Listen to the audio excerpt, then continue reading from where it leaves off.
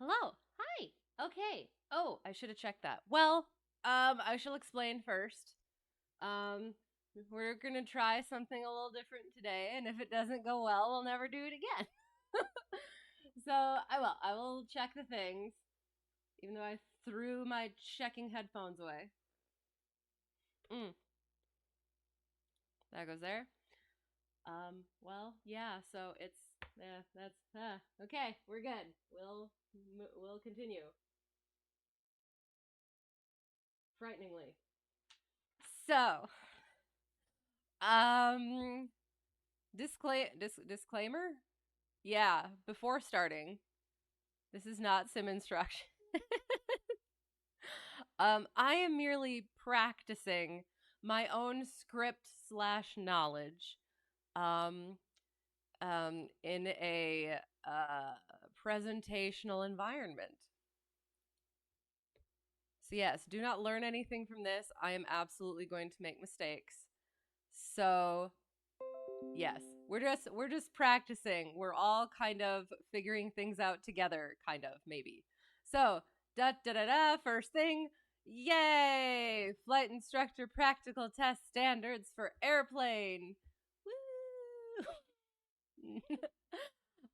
So I had a lesson recently, and my instructor and I were talking, and I was being myself about something where I was stressing, low key stressing about one thing or another, and all of a sudden he goes, "Oh, hey, did you know that the oh, what was it? The airman certification standards are coming out for CFI." And I got so upset about it. And he's like, "I'm kidding. I'm kidding." Because then I do. Then I have to rework my entire lesson plan. No, not really. But it is. It is apparently happening soon where the ACS is going to fully be integrated versus the PTS, which is this. He said 2023, but apparently they're behind.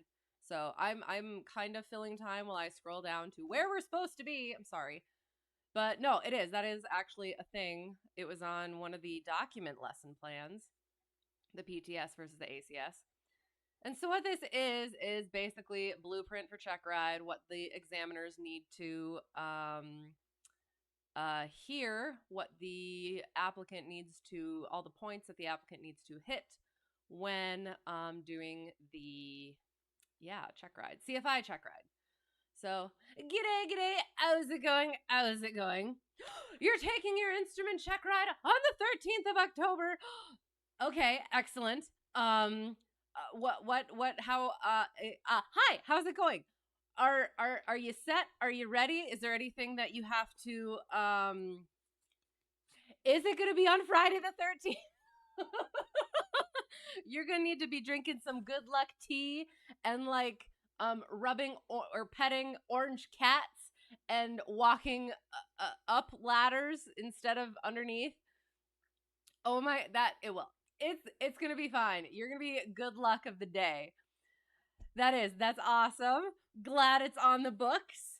And yeah, are there things that you are, what's the word, that you still want to crank out or really polish before then? You have all your aero minimums and you got a check ride prep starting the 2nd of October. Awesome. Okay. So it is. It feels like, I was going to say, it feels like you got some time. Like you're going to have enough time to polish stuff up, and then just, you're going to go into it. You're going to be really nice and solid. Most likely circling approaches. Fair. Absolutely fair. Well, cool. I'm glad. I look forward to hearing about it. Good luck.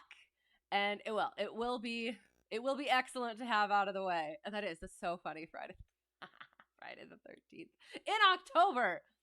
Yes, you'll do your best. I assume you will, and it'll be good, and it'll be so much fun to have over. And then, yeah, what are you working on after that? Not to get ahead of you at all. I can, if you want to answer that. Otherwise, just stick with the instrument for now, and I will stop getting ahead of you. I have gotten to the area that we're doing. So the subject before this. So this is task there. This is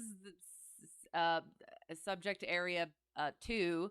FOI is before this, but I'm working on the knowledge lesson plans. So we're going to do the knowledge lesson plans. And again, and again, and again, and again. These lesson plans will be polished before I actually properly present them. What I'm looking at this is having it all organized and getting the knowledge / script down really solid for myself, so that I can, have that flexibility with teaching. And just if I have the knowledge down really solid and I have something to fall back on like this, if I get stuck on something that'll be nice. But the actual lesson plans and presentation will be a lot more, a lot more polished. So what we're going to do, bear that in mind as I put this next bit up. Don't take that out of context. Boom. Da da da da. So I've been working on the whiteboard for with these lesson plans, because I don't know, it kind of helps me as I'm writing. I can be thinking of it as I'm speaking and stuff, and it helps me like really keep organized and keep doing it over and over, sort of thing. So I didn't really think of a way that I could do that where it would be easily seen in this medium. So so this is what I actually did. Pardon my horrendous writing. I don't know if I've said how horrendous my writing is. But so this is what we're going to do. We're just going to go over it bit by bit as I go through the lesson plan. And just imagine that I'm writing it down. We'll quick run back on to the, where is it? Gosh darn it, where's my cursor? There it is. We'll pop that there for now. Your CFI wants to schedule your commercial single 2 weeks after your instrument check. Okay, so what is is that a joke, or do you have like the have you been flying that long? Do you already have that capability and everything? Do you have all those hours and all that? Or is it a joke? Because I can appreciate that my CFI is the same way. You love my YouTube video on the instrument check ride. Yay, excellent. I hope so. Again, don't learn anything from me, but I hope it is. I hope it is helpful for, like getting those things down, those tidbits that maybe got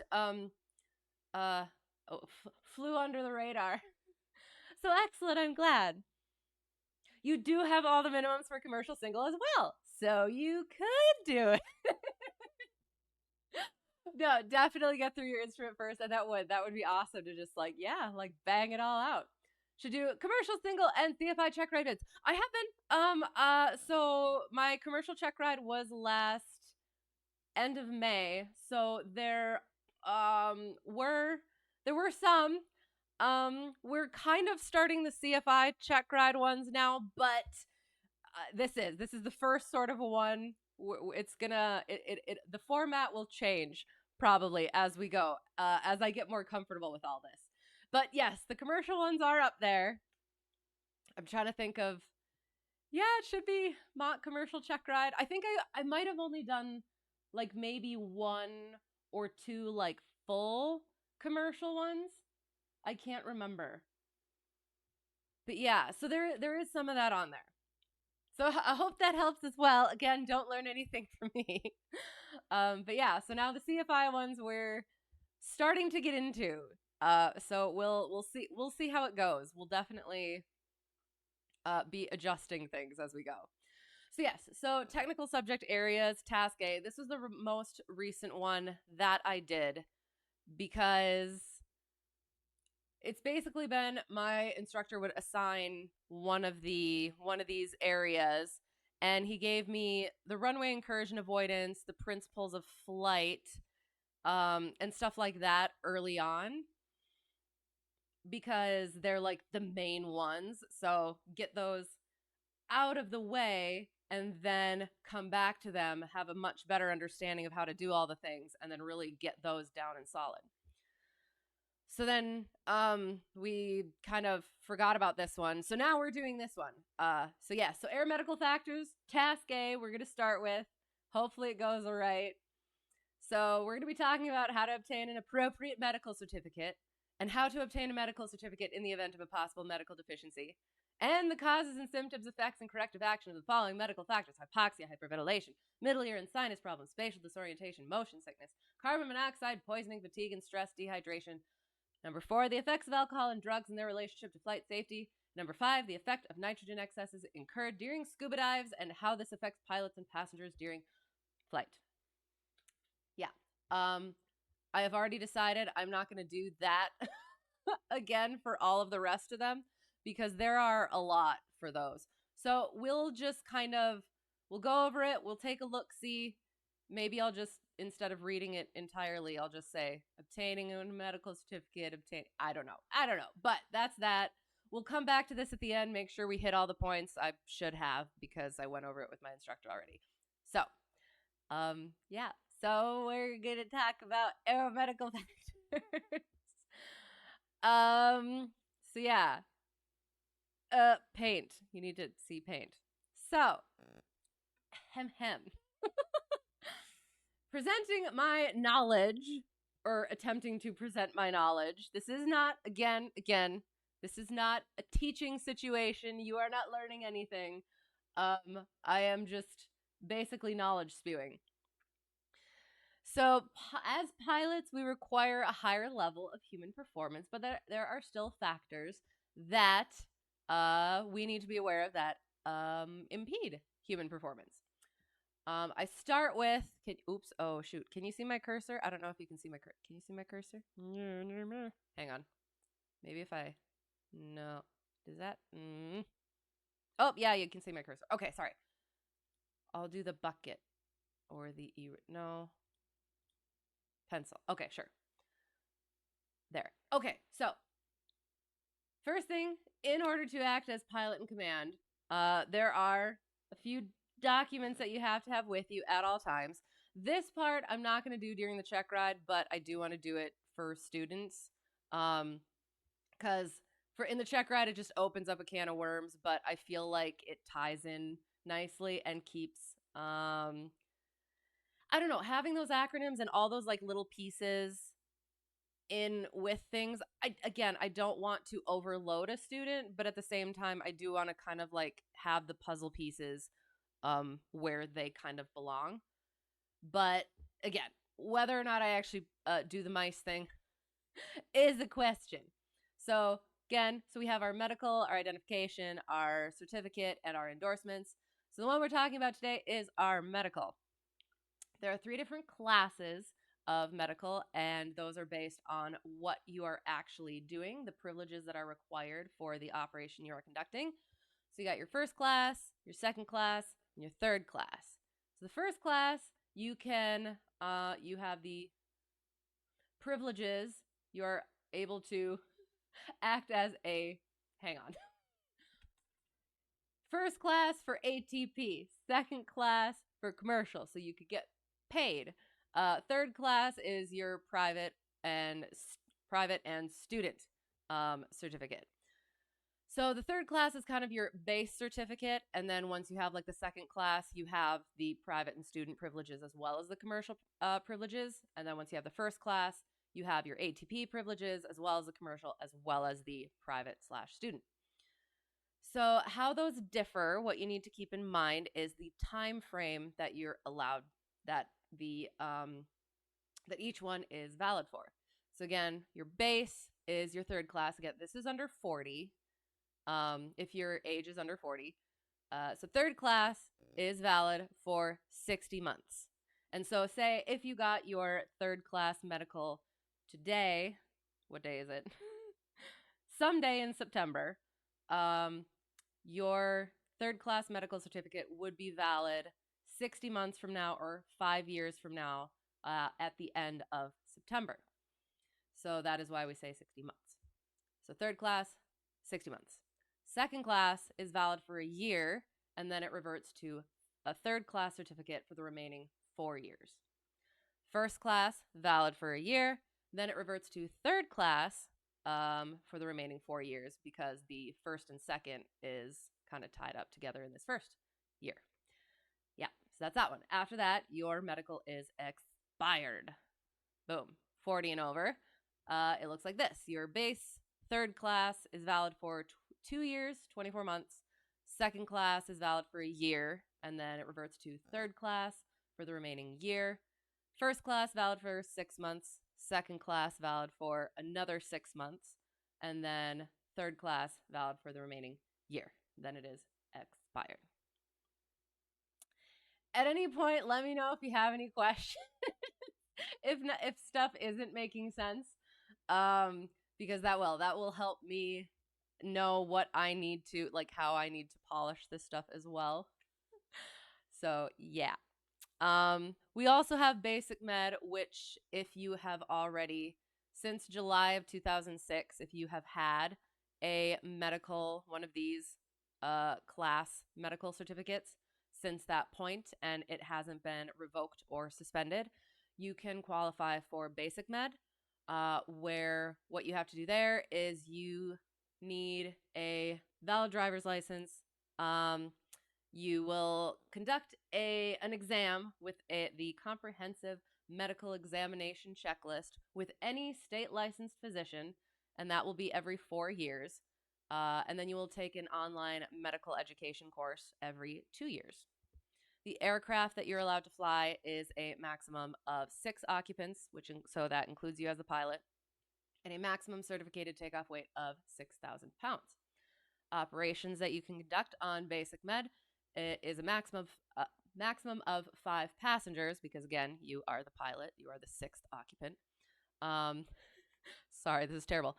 Max of 18,000 feet MSL, so you cannot go above that, and a max of 250 knots. You are allowed to fly VFR and IFR within the U.S., but you're not allowed to fly for compensation or higher, again, under Basic Med. So let's say we're trying to get our class medicals instead. How we obtain those is we go to FAA.gov.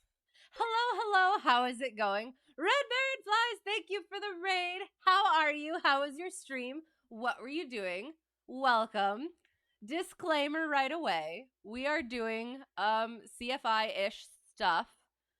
But I am not a CFI yet, so I am basically knowledge dumping. And so don't learn anything from this. Ask questions if you would like. Because it will help me know what works and what doesn't, kind of. So yes, but I do. I hope you're well and good flying the T6 back home from Reno. Yes, okay. So that was your stream. So how did it go? I hope well. That sounds fun.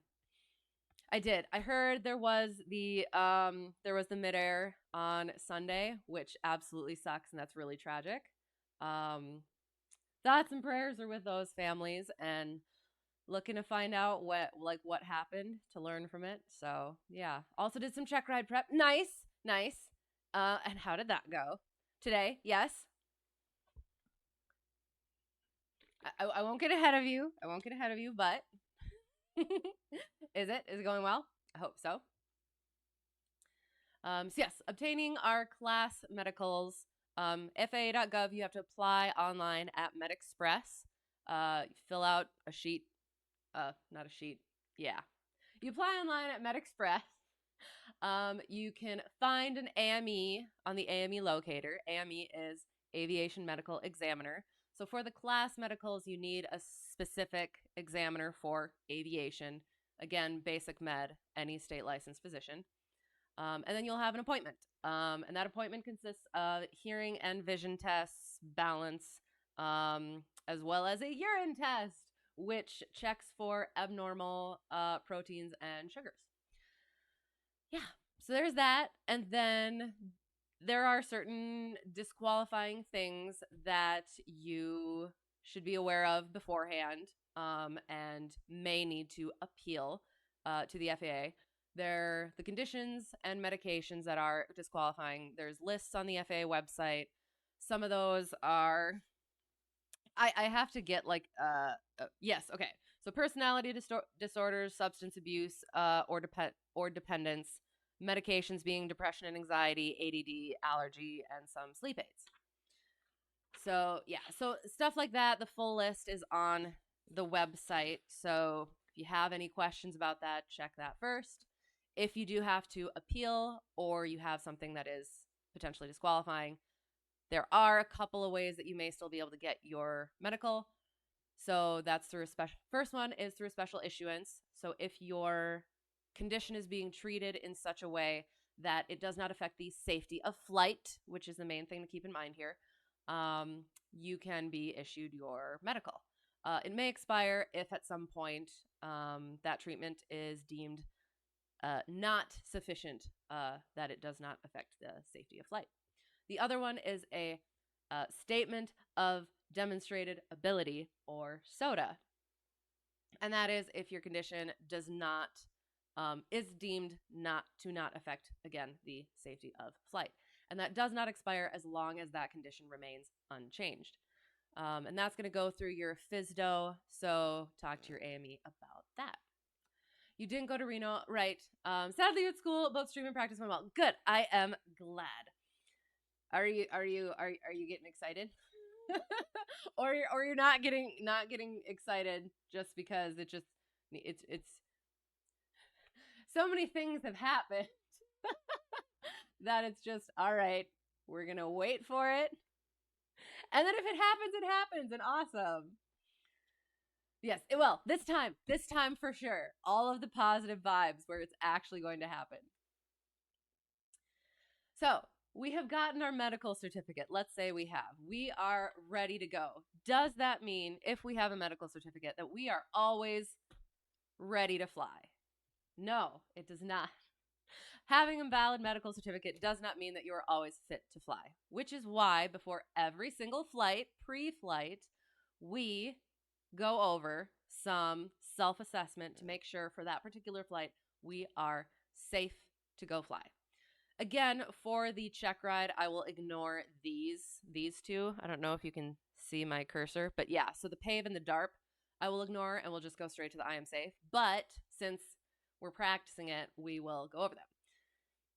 So 4 things that you go over for pre-flight are conditions relating to the pilot, the aircraft, the environment, and external factors. So for now, we're going to look at the pilot. The pilot goes to DARP, documents, airworthiness, recency, and proficiency. So for now, we're going to look at our airworthiness, which takes us to our I am safe checklist. No, sometime that Taco Bell comes back to haunt you. Okay, what did one of us say? I don't know where that came from. Oh, okay. The fit to fly, absolutely. Hey, I have heard so many stories about pilots flying under the influence of Taco Bell, and it luckily ended up well, but also sometimes did not. So that is a valid point. So yes, our I am safe checklist is illness, medications, stress, alcohol, fatigue, and E is eating, exercise, and emotion. So all of these can affect our ability to fly the aircraft safely and sufficiently. So taking that into account before every flight, because conditions always change, is good pilot ADM, and is, yeah, just generally a good thing to do. So we have determined we are safe to fly for this particular flight. But in flight, we also have other things to consider with regard to aeromedical factors. Oh, neat. MSFS just crashed and killed about an hour of flight planning. No. What has it been? I have heard a lot of people having issues with MSFS recently with the crashing. I'm so sorry. So, what's your next step? Oh no, that sucks. All right, so here we go to that list on in the PTS. Our first thing that we want to talk about for in-flight consideration of medical factors is hypoxia, which is an inadequate supply of oxygen primarily to the body and primarily to the brain. We got 4 different types. We got hypoxic hypoxia, which is where there's not enough oxygen in the air, which is typically at higher altitudes. The percentage is the same, but the lower pressure means the molecules are farther apart, so the body isn't able to absorb it well enough. Hypemic hypoxia is when the blood can't carry enough oxygen. Let me make sure on my little thing that I said that correctly. Where is it? Hang on. Oh, there it is. Sorry. It's out of order. Yes, blood cannot carry sufficient oxygen, which typically happens with carbon monoxide poisoning, which we'll come back to. Stagnant hypoxia is where the blood is not flowing, which happens with high Gs or poor blood circulation. Histotoxic hypoxia is where the cells cannot use the oxygen, which usually happens because of drugs or alcohol. Symptoms of hypoxia include euphoria, carefree feeling, blue fingernails, skin under the fingernails and lips, dizziness, lightheadedness, tingling, those sorts of things. If hypoxia is suspected, the first thing you want to do is to descend. You'll get to hopefully higher levels of oxygen. If you have supplemental oxygen, use that. But yeah, that's your main thing to do, and be aware of your altitude and stuff like that.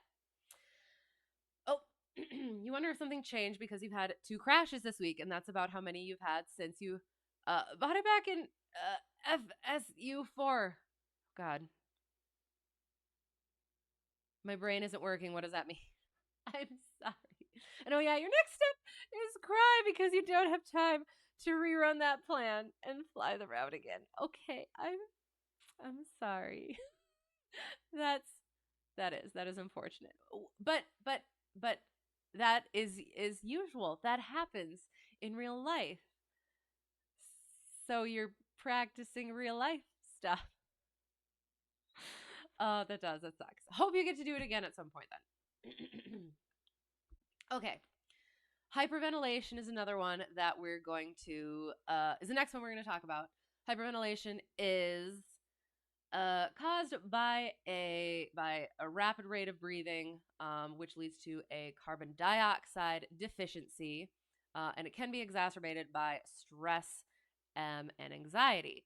So it has a lot of the same symptoms as hypoxia, but also includes muscle spasms and hot and cold feelings, which can lead to confusion and unconsciousness.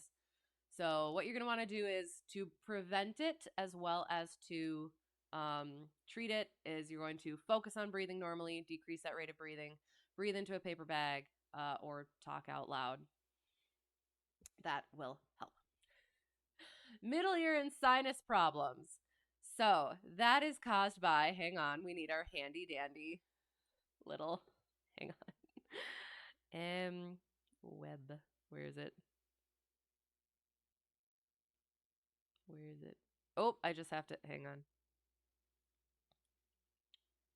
Boom, diagram from our FAQ. What, the avionics package crashing to desktop? Is that the FSU4? Oh no. Hello, how are you? How is it going? We are doing CFI-ish stuff, CFI in training stuff. So we are going to get to the plane, but right now we're doing little ground lesson practice. So yes.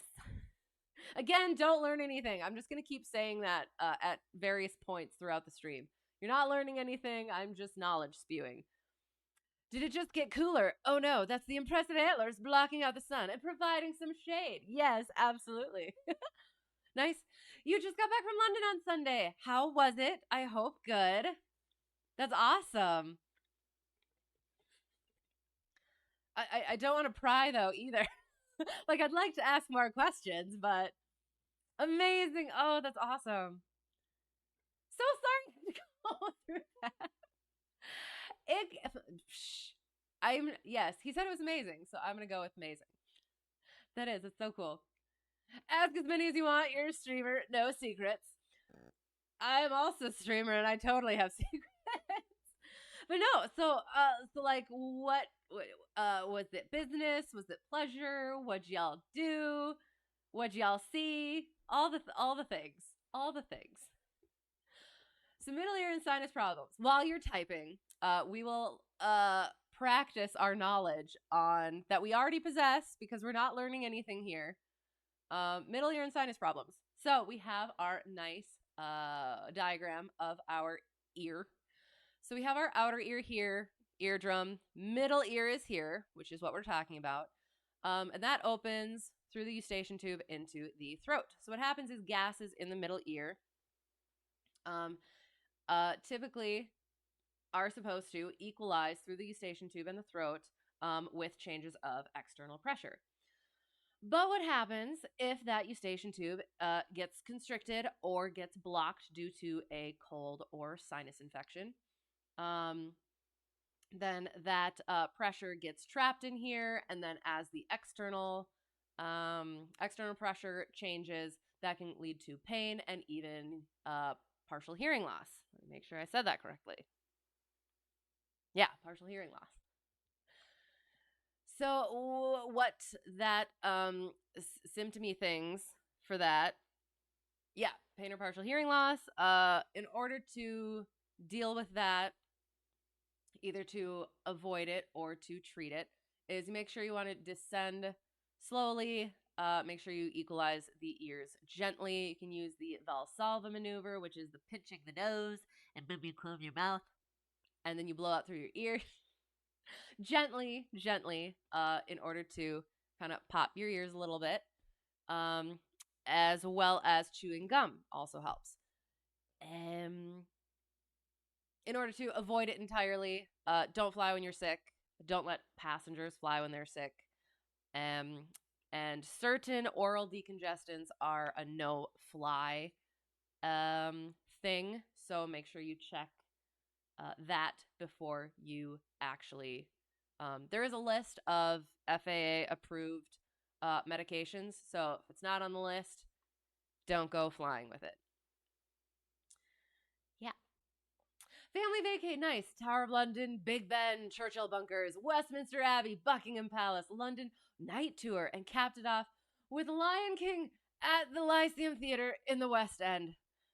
Ah, that sounds amazing. All of you hit all the good ones. That's so cool. And the family loved it as well, I'm sure. And how was Lion King? I'm a theater person, so I must ask. That's so cool. Never works for you. Your ears are a painful cluster when you fly. Oh no, you just have to wait a day. Okay. Well, okay, so there's also a thing. This is not on my lesson plan, but I know someone who is currently is a doctor, newish doctor, but there's like a thing where you can like pull like here and like that helps. I don't know specifically how to do it. But yeah, that's also a thing. Yeah. But again, not saying that during check ride. So yeah, that's all you get. Lion King was great. I was just thinking recently, I was like, I really miss theater. Was it a musical? I assume it was a musical. But like I do. I completely miss I miss going to the theater. I should at some point. It's just I got to do ones like that. The ones where you just can't go wrong with it. So, yeah. That's awesome. I am. I'm glad that it was good. I'm glad that it went well. Glad you're back safe and had a great time. Did I just have an nerdgasm? Absolutely. I had a nerdgasm. I do. I do. I am. I'm getting a little bit melodramatic about it, where I'm just like, oh, the theater, which is absolutely, yeah. Miss soon to be instructor. Oh, no. I don't know. We'll see. We'll see. Again, here's my another point in the story. Oh no, shoot, I didn't put the thing. Hang on. Switching. Again, you're not learning anything here. I am knowledge dumping, and you're basically witnessing me practice. That's it. No learning is happening here. No teaching is happening here. Yes, West End is London's Broadway. Okay, sounds good. Perfect. Oh, that's awesome. When is responding with only your call sign tail appropriate and allowed, and when should you read back? Okay, so I'm sure it depends between Canada and the United States. There are certain ones that you are supposed to read back. The big ones are hold short, clearances, stuff like that.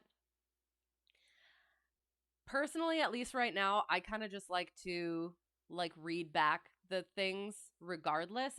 I'm sure if it's in a busy airspace, the things that aren't absolutely required, it's absolutely fine to just read back the call sign tail number.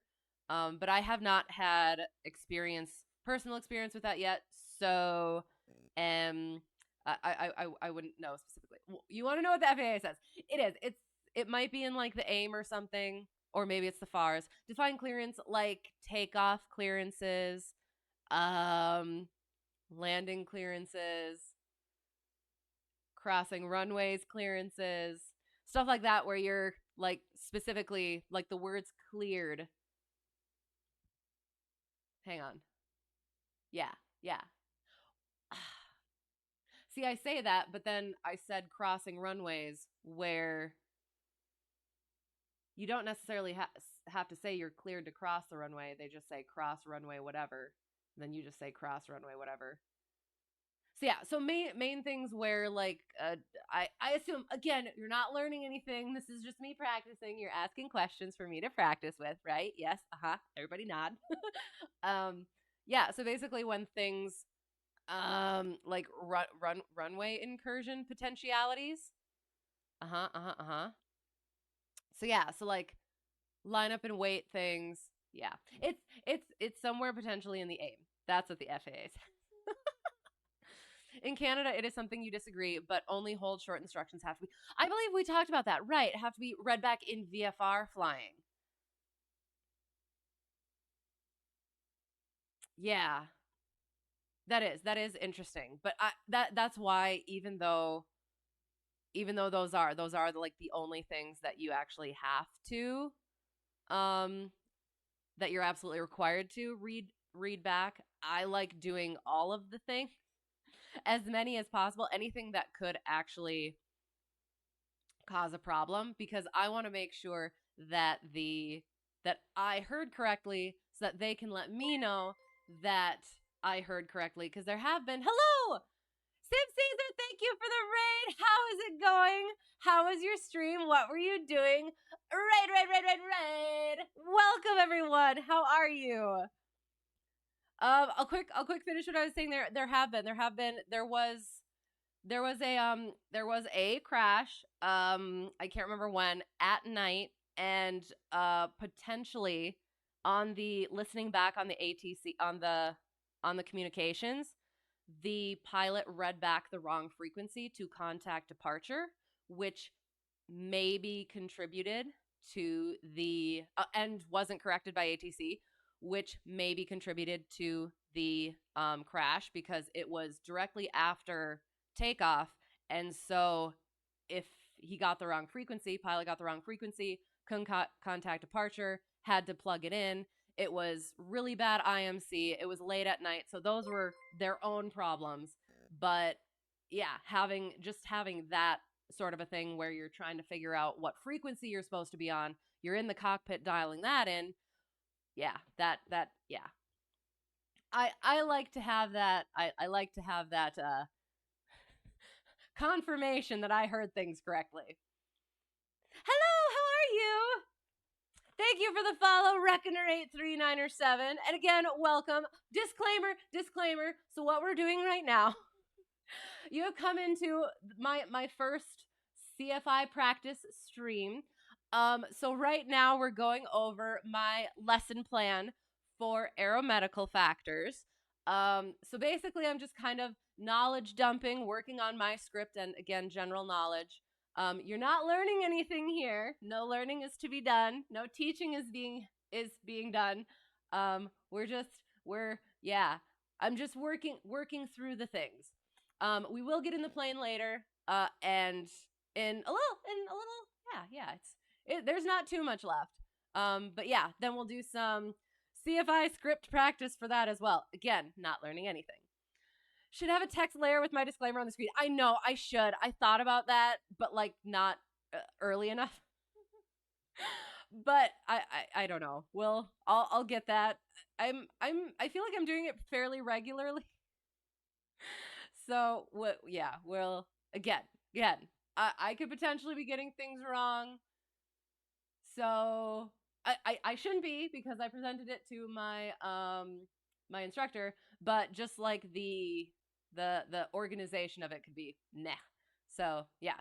So we talked about middle ear and sinus problems. Next one, spatial disorientation, is where your body feels like it is doing something different than it actually is, especially when there is a lack of visual cues.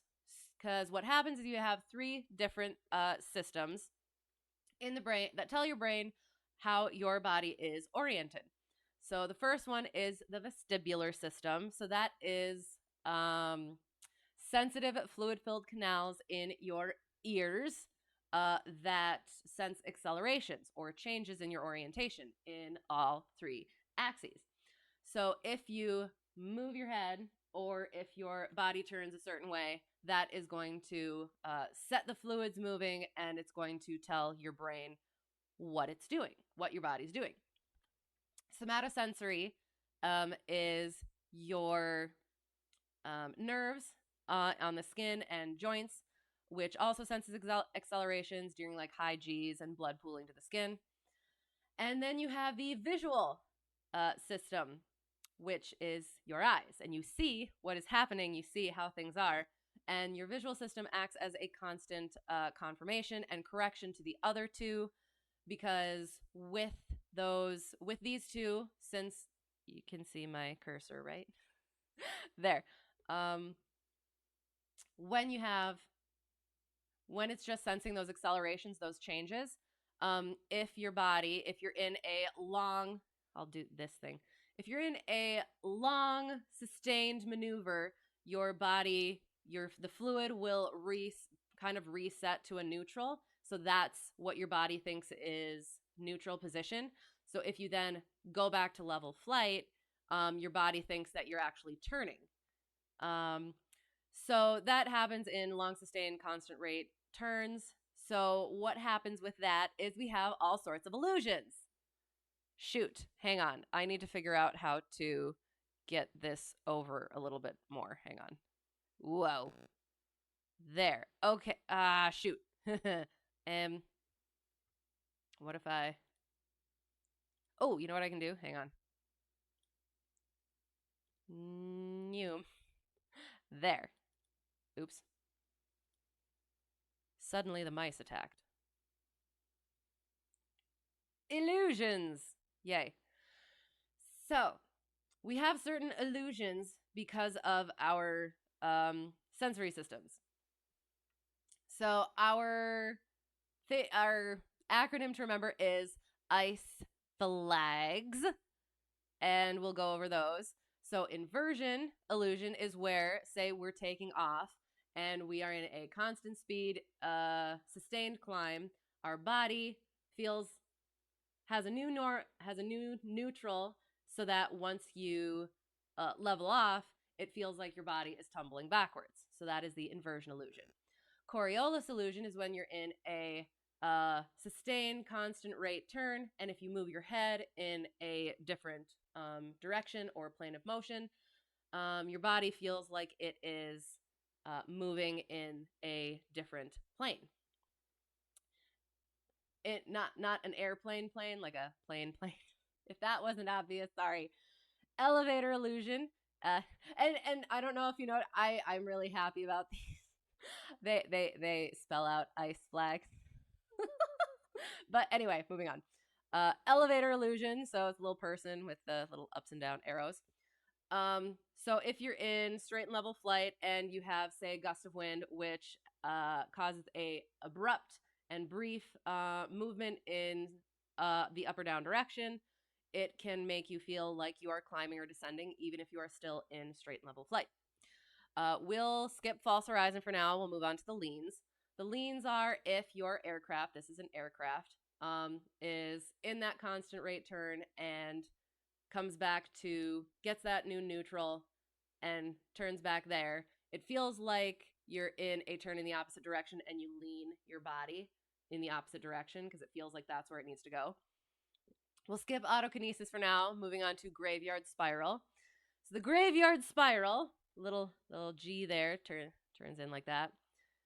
So you're in that constant rate turn, and you are turning, and you come back to neutral, or to level flight. It feels like you're turning in the opposite direction, so you accidentally, inadvertently put yourself back into the turn. And when you turn, you don't even know that you're turning, potentially. And when you're turning, even though you don't know it, your altitude will start decreasing, but because you will start descending, because you lose that vertical component of lift. So you notice that your altitude is decreasing. You still don't know that you're turning, so you start pulling back on the yoke to keep your altitude, but that just tightens the turn, and that continues to bring your altitude down. You keep pulling back on the yoke, tightens the turn more, and eventually into the ground. So the graveyard spin is similar, but the graveyard spiral is actually high speed, where you basically just spiral into the ground. The spin is like a stall spin, where you have stalled the aircraft and you spin into the ground. Somatogravic is this one. Somatogravic is where on, say, takeoff, where you rapidly increase the throttle, it feels like you're in a, can you see? Hang on.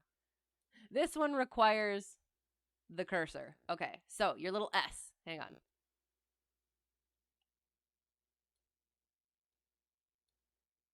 So right, yeah, okay.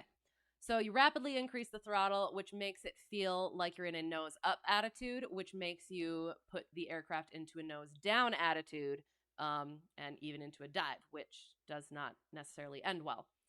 Other thing is if you rapidly decrease the throttle, it can feel like you're in a nose down attitude, and then you pull yourself into a stall situation, which is also not good. Hello, how is it going? How is it going? I hope you're well. We're again, no learning anything from this. This is knowledge dumping. Ask questions if you would like. Because I will. It will help me be better. So yes, but again, don't actually learn anything. So the ones we've talked about are our spatial illusions, typically when you have lost that visual, those visual cues. Our visual illusions are false horizon, where let's say we have a little angled cloud or line of ground lights at night or stars that make the horizon look like it's like that when it's really like that. And what we do is we orient our plane to that false horizon rather than the actual horizon, and that can put us into bad situations. Autokinesis is when, like, if you have a faraway light or a star or something, if you look at that at night for too long, it can actually look like that light is moving. And if you orient or navigate toward that light, you can get off track and also, again, put yourself into dangerous situations. What do you need to cross the border? There are certain, okay. I haven't had that experience yet, so I'm not sure. I know there are airports of entry, but yeah, I'm not. I'm not sure entirely. At some point, I will know, but it hasn't been in my experience yet. So we have our spatial, our visual, and then we have our optical illusions. Which, okay, all right. Should I admit this? So there is I've started to use traffic for the what's the word for the acronym. You just get rid of the IC, and then we've already talked about autokinesis and false horizon.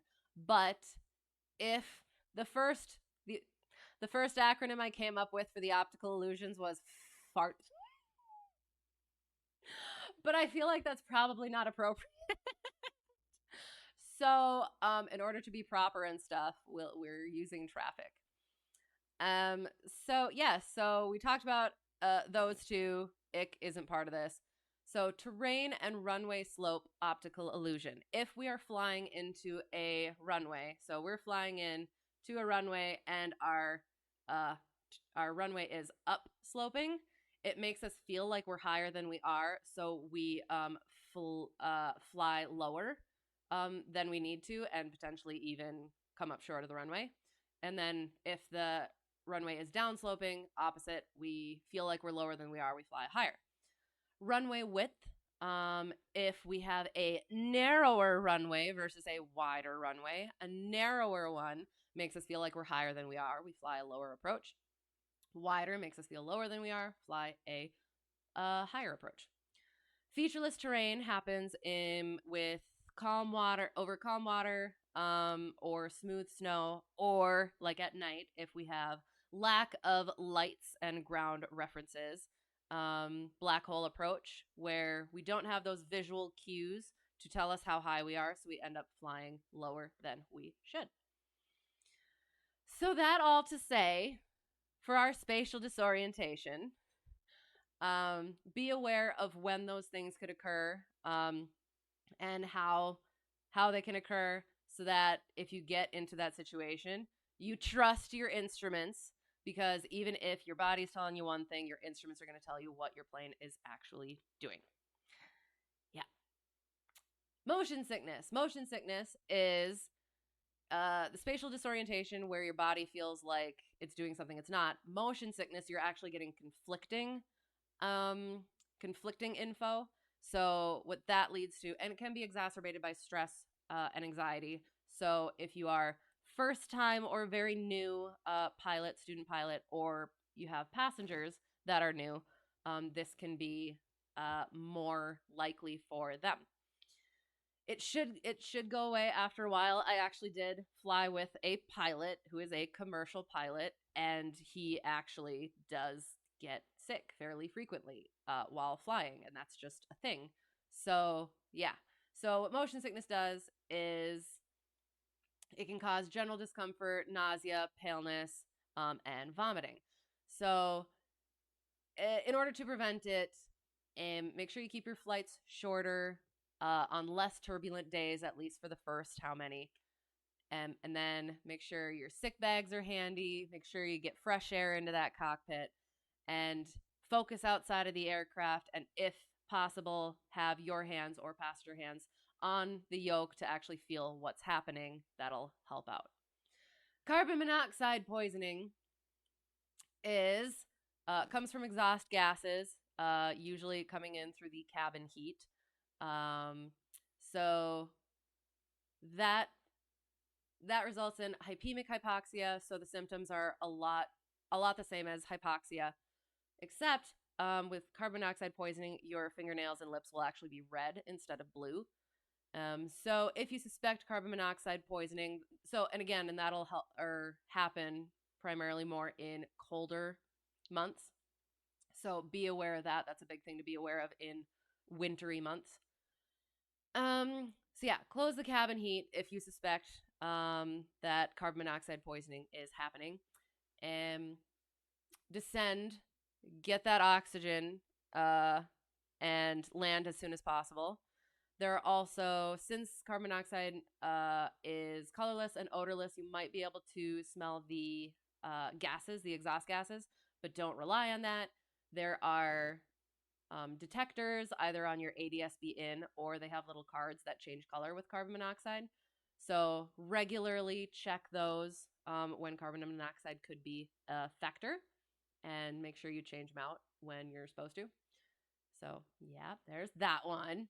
Your motion sickness has decreased over the years, but still meds help. Oh, thank you for bringing that up. Ha, that and cold air on the face. Certain air sickness meds you're also not allowed to take either. As a pilot. So that is one of those things where yes, those are good for passengers, but I think drowsiness. Let me check. It is on my lesson plan. I do. I appreciate you bringing that up.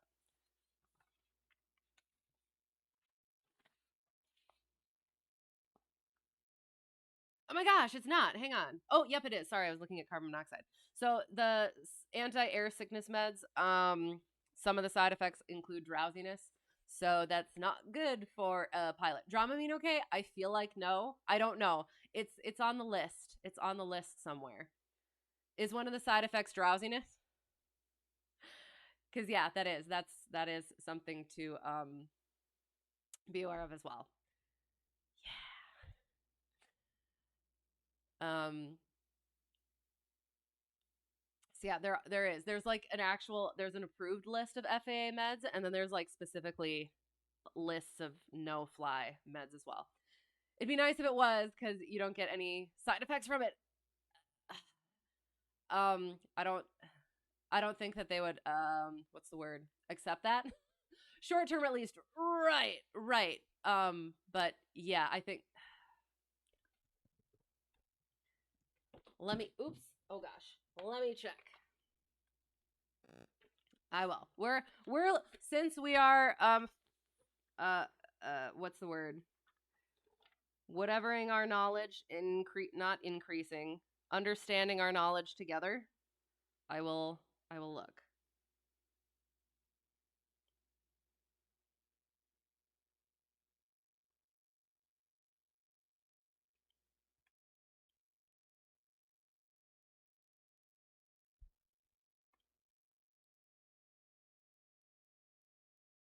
Yeah, so just from this says no. Because it's not the fact that you don't get side effects, it's the fact that it can produce side effects. So I mean, I'm sure you could potentially talk to your AME about it. But also I would just go with no, probably. So yeah. Fatigue and stress. We have that on our I am safe checklist over here somewhere. There's two types of fatigue and stress: acute, which is short term, and chronic, which is long term. So acute fatigue is short term, where it's basically a period of tiredness after a brief period of mental or physical exertion. Chronic fatigue is inadequate recovery from periods of acute fatigue. And what that does is that decreases your performance, all of the things: impaired reasoning, decision making, reduced speed and accuracy, attention lapses, poor risk evaluation, reduced situational awareness, all of those things. So don't don't fly while fatigued. How you do it, how you treat it: get plenty of sleep, exercise, drink water. Coffee and soda are only temporary. Shift position in your seat or walk around the cabin if you're able. And yeah, just generally get rest. Acute stress is like your short term, like fight or flight. It's got physical manifestations due to like heat and pressure, physiological, which is thirst or illness, psychological, which is short term anxiety. Chronic stress is where you have long term or ongoing relationship issues, school issues, work issues, anything like that, that is causing stress in your life. Um, so with that, that also has a lot of the performance issues with fatigue. because you're potentially focused on the cause of your stress rather than on actually flying the aircraft. So how you deal with that is you have to alleviate the underlying cause of your stress. And if you can't do that, ground yourself until you do. Yeah. All right. Well, everyone down below better look out. No, you're not allowed. What about a chronic case of taxi on the grass? Are you calling me out? I feel like you're calling me out. That's just in the sim. And at my home airport because it is grass. Yeah, that is not in our Aeromedical lesson plan. It potentially is in some other lesson plan. I would think performance or runway incursion. Visual scanning. Hello, how's it going? You need water just looking at this. I know, it is. We're almost done. So again, okay. So this is, again, just me knowledge dumping. It's practicing my knowledge and script-ish. And I will polish. And again, hi, how's it going to you as well? I will be polishing all of this for actual students so that it is actually palatable. I know, it's blah. But I'm just trying to get all of the stuff down for me so that I can really work into the actual presentational aspect. So I appreciate you all putting up with me for this. Again, no learning anything. I'm not teaching. You're not learning. We're just going over knowledge together. Yes, that. So dehydration is a critical lack of water in the body. And that's caused by our sketchy aircraft, our sketchy training aircraft that are hot and unventilated, as well as just generally not drinking enough water. And so symptoms of that is going to be headache, cramps, fatigue, sleepiness, dizziness, stuff like that. Treatment is going to be drink more water, get as much fresh air into the cockpit as you can. Make sure you bring water, plan ahead. If it's going to be a hot day and a long flight, make sure you bring enough water. All right, so we did that. A couple more things. We're almost done.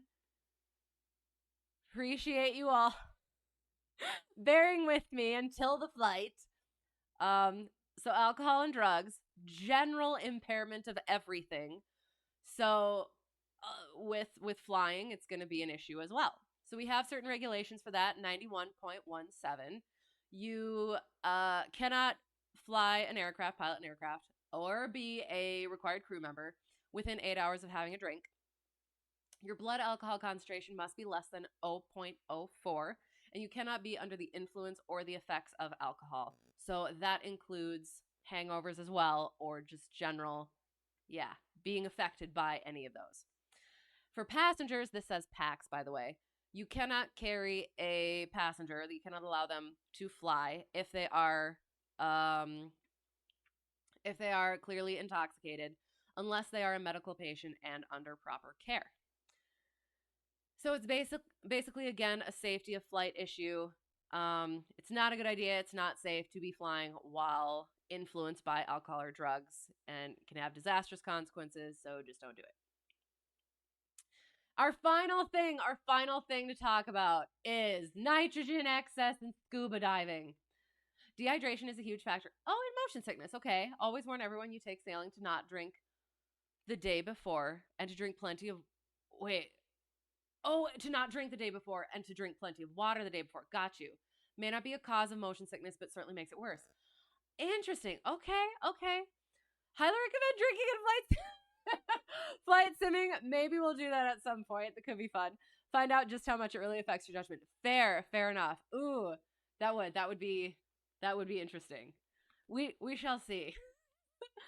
Yeah, that is like all this stuff that goes into it. I did not know, or it wasn't immediately in my brain about the motion sickness thing. So thank you for that. Okay. Final thing that we got to talk about, nitrogen excess with regards to scuba diving. So when you're breathing in that compressed air, it has a higher partial pressure of nitrogen when you're breathing it in, or which you're breathing in, which makes your body absorb more nitrogen than usual. So when you get up to altitude after having scuba dived with that excess nitrogen in your system, that lower pressure can lead to decompression sickness, where that nitrogen starts bubbling in your fluids and trying to escape, which leads to things like the bends, which is joint pain, and other things. And if you end up with the bends, don't try to work the pain out of the joint. Get down as soon as possible, and seek medical attention after that, because decompression sickness can be incredibly dangerous and even fatal. So, what you want to do is you want to wait at least 12 to 24 hours after scuba diving, and that time frame depends on the depth of the dive, as well as whether you need stops for decompression as you ascend. But if you want to be extra absolutely safe, just wait 24 hours after a dive. And that is it. We have finished our aeromedical thing. It's funny. I asked my instructor about that. The whole what's the word? About like the scuba diving thing, because like becoming a pilot, getting into the training, that was something that I never expected would be a thing, and it is. It's such a big thing. It's in every single thing with the whole nitrogen excesses in scuba dives. And he goes, a lot of pilots actually are like, they do scuba diving. So I was like, oh, okay, it's just a me issue. So yeah. You're gonna go crash, not a plane. Okay, have a good night. You too. Thanks for being here. I hope your hope your flying goes well next time. And have a good night. Sleep well. Have a good rest of the week. And yeah, all the good things. Don't let your rambling distract from actual testable knowledge. No. I would rather know more and understand more than I actually present, because then if something comes up and the examiner is like, oh, I guess I can put this over here. And if the examiner wants to dig a little bit, I have knowledge left to give. So yes, I do. I appreciate, that's why I could always practice this off stream. So I do appreciate other people lending their knowledge and broadening mine. So yes, I appreciate it. Well, there's mins. We don't see the runway, but let's find out. Are you talking about secondary minimum? The runway is swaying, but we can make it, I'm sure. It's a tricky one. There's a fair number of people that mix the hobbies. Right, and that's why I didn't... it seemed like it was really out of left field. That it was so... I guess it's something so specific. Like, it comes up specifically in each of the things. But no, that absolutely does make sense. And if you're going scuba diving, I guess, somewhere, then you also have to be aware as a pilot, potentially, if you're bringing that person back. So yeah, definitely. Gonna go around, but am I full flap? Can't climb. Oh no. Yes, exactly. So we went over number 1. Got that. Boom. Number 2. Got that. Boom. Causes, symptoms, and effects. All those. Boom. Effects of alcohol and drugs. Nitrogen excesses. Did it. Nailed it. Got it. Okay. So we are now going to... Oh, I guess I should have probably started the sim earlier than this. But we're getting all our stuff together. Or as you heard someone mention, night VFR. If you have an emergency, turn on the lights. If you don't like what you see, turn them off again. Exactly. It's exactly what you do. Yep, there's that. Got that on now. Make sure this is good. All right. And then now we get our Microsoft Flight Simulator. First, before the sim, pour yourself a shot. Only before the sim. Oh gosh, what is happening? Oh, it better not.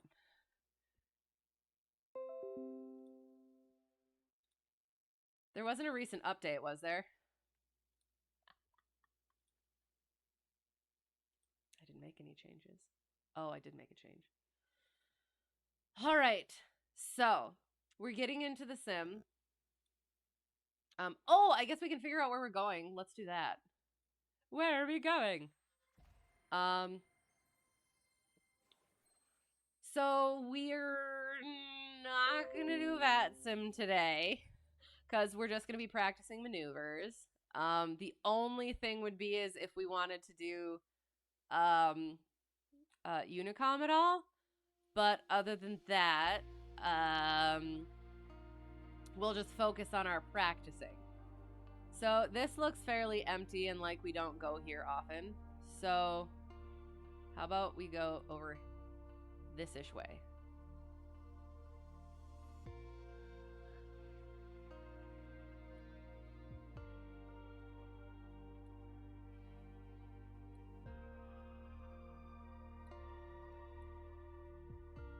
Ooh, that could be cool.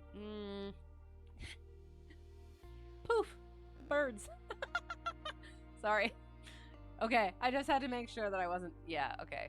You could see it.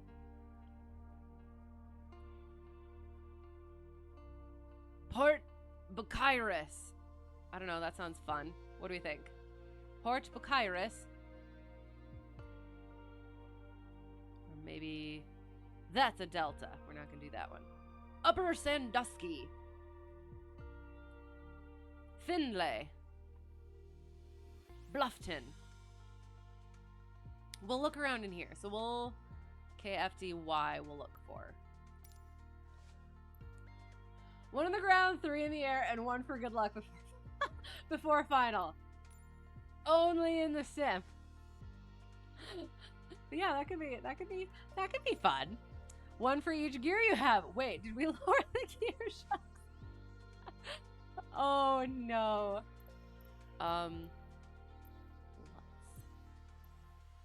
Weaver.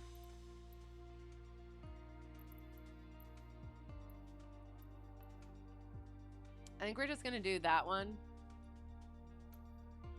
Yeah. We'll just do this one. Oops. Oh, you can't see. I'm sorry. Flight sim. New.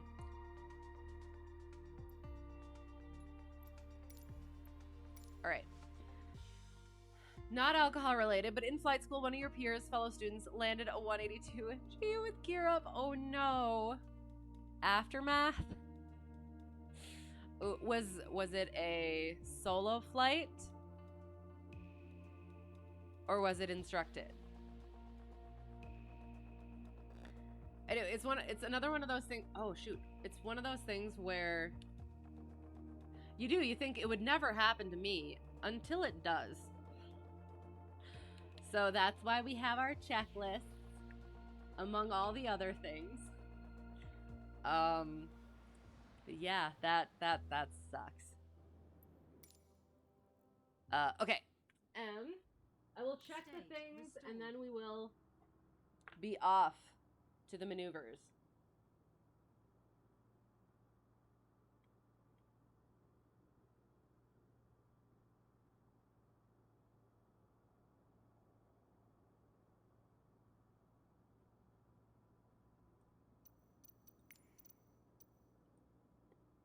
Checking the things. All right, sound is good. Okie dokie.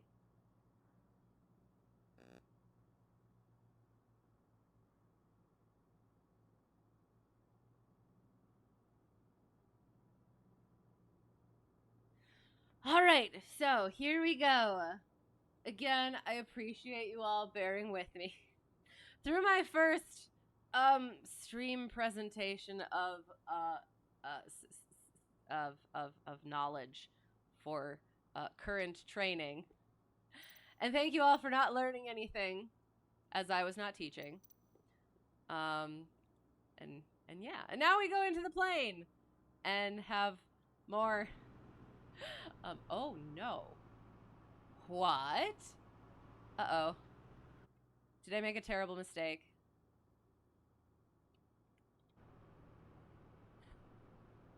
If it's cloudy.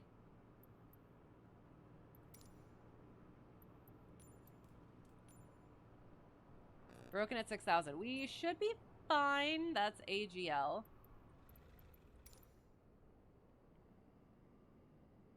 So yeah, we'll work with it. Solo and last flight at school for her, obviously. Yeah, that's fair. That's really unfortunate. Was because like I've never actually soloed a complex aircraft yet. I haven't had to. My instructor said that at some point we're gonna have to fly to this or meet at this other airport where they have access to a complex aircraft for when I have to give complex training to a student. So yeah, again, it's one of those things where you think it'll never happen to me. Obviously, you got to put the gear down, but so things happen. Also, while you were there, one of the instructors crashed a Piper Cub, not the school's her own, broke both legs, and was back teaching 2 weeks later. Hey, that's good. Wait, broke both legs and was back 2 weeks later. That okay? I feel like I would be laid up for a long time. Deputy Dog, hello. Thank you for the raid. How's it going? How was your stream? What were you doing? How do I need to say it this time? Let me think. I was gonna say I'm gonna do it very, like, since we're starting our, somewhat CFI stuff. Stream was good, playing GTA, it was a good stream. Excellent, very nice. That sounds like fun. Hello, how are you? I hope well. Okay. Do it in my ATC voice. Oh god, do I have an ATC voice? Okay, I don't know! How can I get into that character?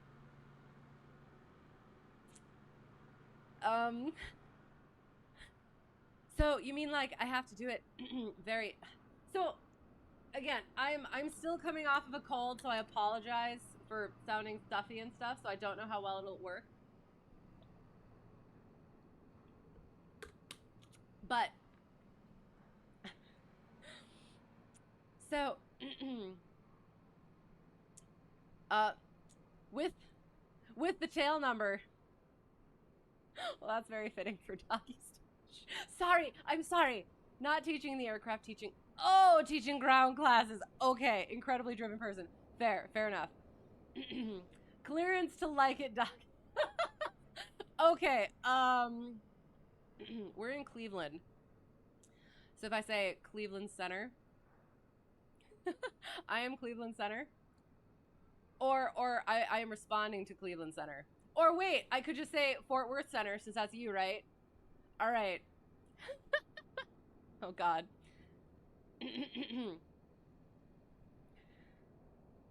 I feel so dumb. I haven't practiced that. This sort of a voice, so it's gonna be terrible. So.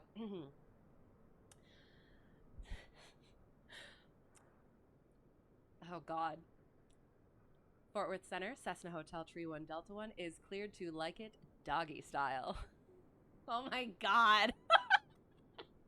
So funny that it's our thing now. Yes, I like this being our thing. It is fun.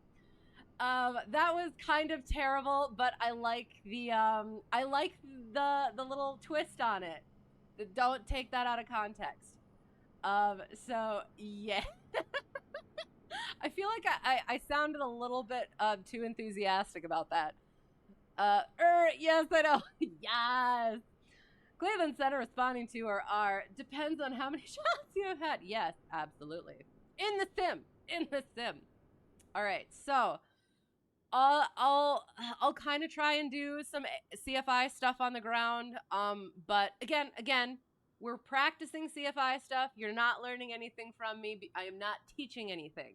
I am practicing the script and the knowledge, and that is it. And you're witnessing that uh horror. So I appreciate you putting up with me. So, right seat. Great to see you too. Yes, thanks for coming in. Thank you for the raid. And have a good stream. Thank you. We shall. It's going to be interesting. So yes, in the sim, 8 minutes bottle to throttle. Absolutely. 100% not learning.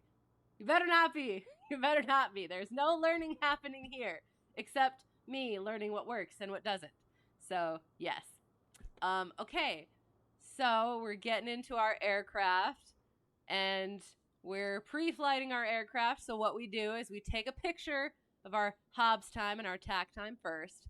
And then why is the pitot heat on? Well, first, you know what? We will remove our things so we don't forget.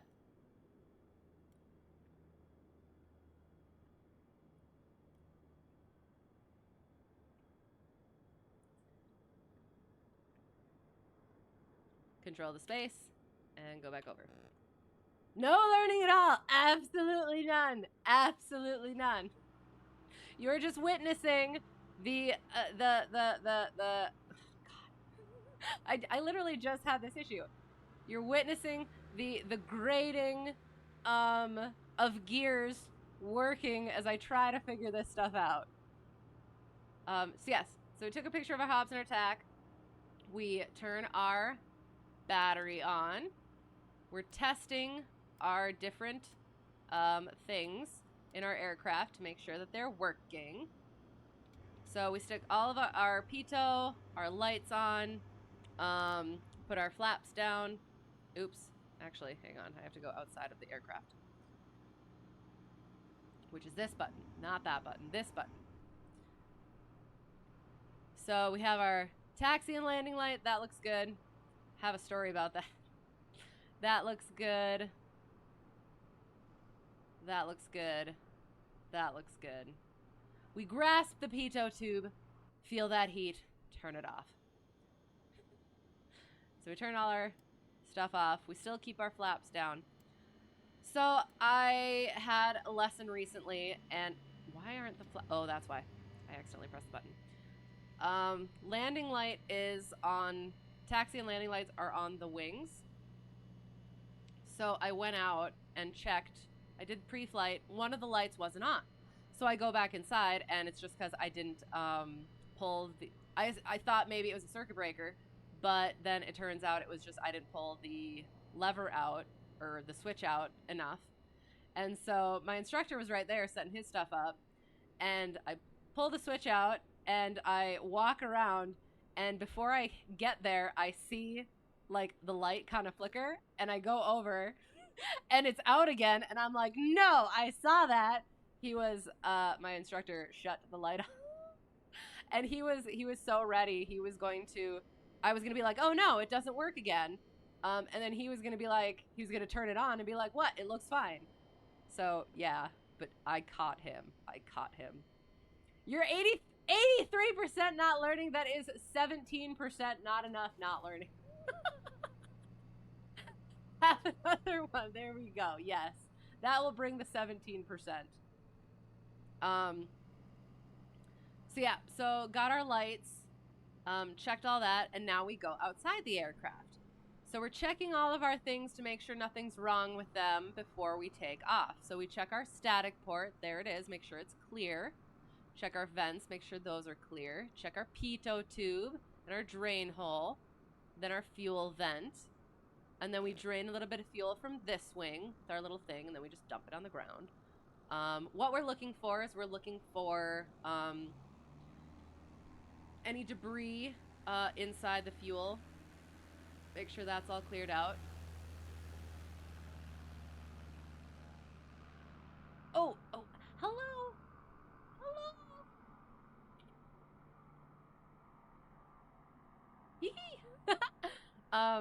Oh, I guess I can put that up there. Hang on. We are around this-ish area.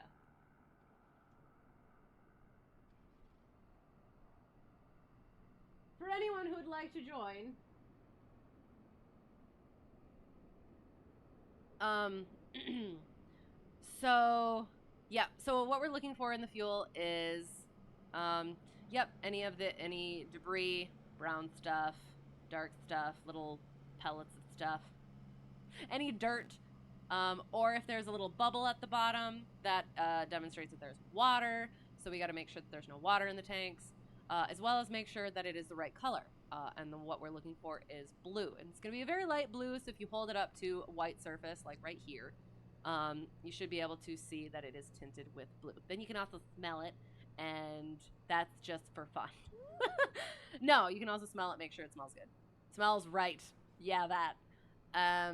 So then we check our the screws, and then we wiggle the connecting rod, and then we check our aileron, check those screws, make sure those are all good, and also wiggle that connecting rod.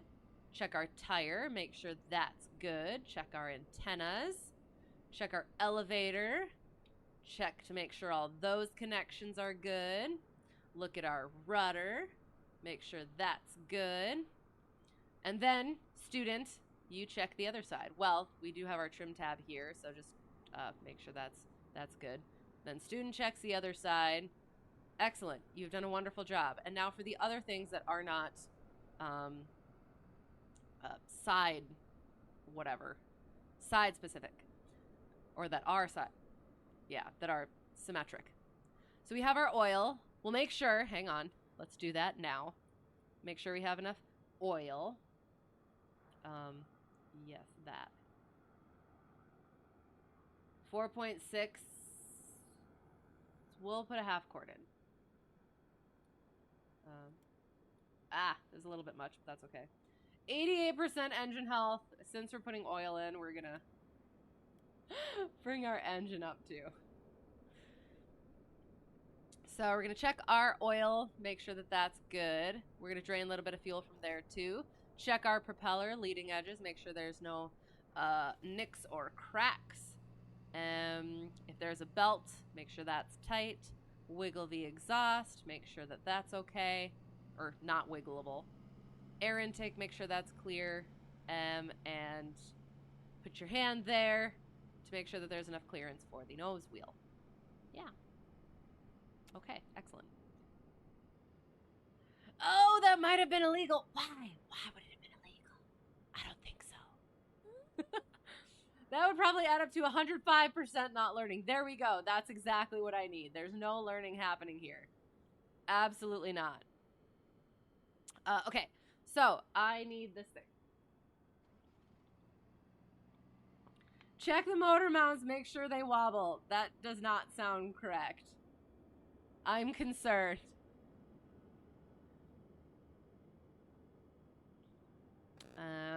So we are, flight plan.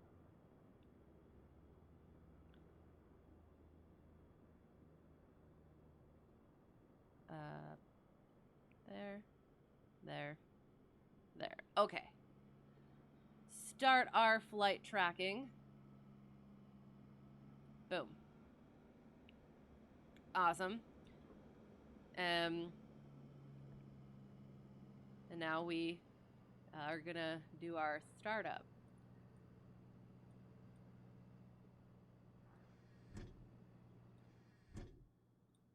And you know what? We haven't gone over like teaching the startup thing, so I will just not go over that. We'll just do it. So when I say MSFS is really accurate for sim or more arcadey, I think, hello, by the way, how's it going? I think it's fairly accurate. It's been really helpful for even supplementing IRL training. So I mean, it's got its things that aren't obviously correct. But other than that, no, I think it's pretty good. Your school's 152s were a little rusty. Fair enough. But a wobbly engine just seems like that's where you got to draw the line. Okay, so fuels on both. Trim for takeoff. No, Trim for takeoff, circuit breakers, no talking during takeoff and landing. Seatbelts are on at all times. Exits out the doors to the left and right. For now, make sure they're shut and locked. And then we do seat track, back and lock, chicken. It depends on how much experience you have for the wobbly engines. Or are you talking about for the MSFS being sim or arcadey? Hi, how's it going? If you have experience, there are a lot of things you'll notice, right, that are wrong, and you might be able to throw them away. Right. Fair. Absolutely. So yeah, and that's why, again, using them as supplemental for IRL training, keeping that distinction that it is not actual, it's not fully accurate. Let's make sure you're not fully learning things from it. As again, you're not learning anything here either. There's no teaching happening, no learning is happening either.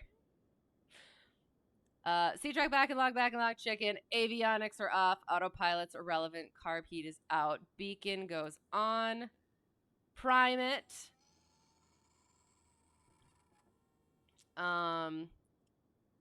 Brakes. Clear left, clear right. Clear ahead. Clear back. Clear prop. Love the captions. Showed me a thing for eye roll training. All right, class, today we're going to learn the best student technique, the eye roll. When your CFI is being particularly, what's the word that kids use nowadays or used to use? I don't know.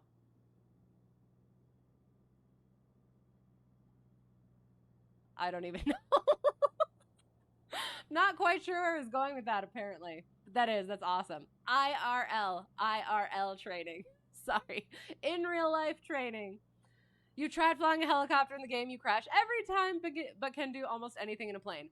Well, helicopters are witchcraft, so there's also probably your answer. I've never tried a helicopter, so other people would have to give their experience for that.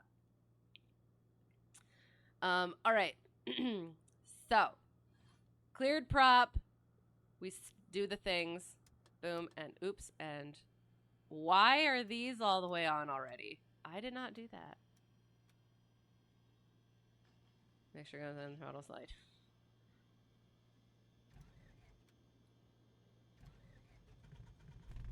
Vroom.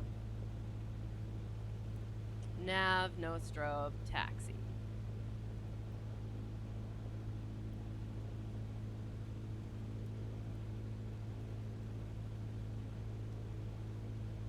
All right. Flaps go, oops, wrong button. Flaps go up, throttle goes back.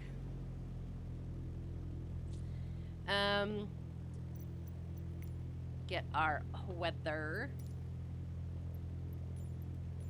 All right, Kilo, Foxtrot, Delta Yankee, the 20th at 0353 Zulu, automated. Hang on, let me do math. It is the most recent, but it is coming up. Well, in about like half an hour, I guess. Automated, wind is 130 at 5, so I guess we should probably figure out what runway we're taking off from.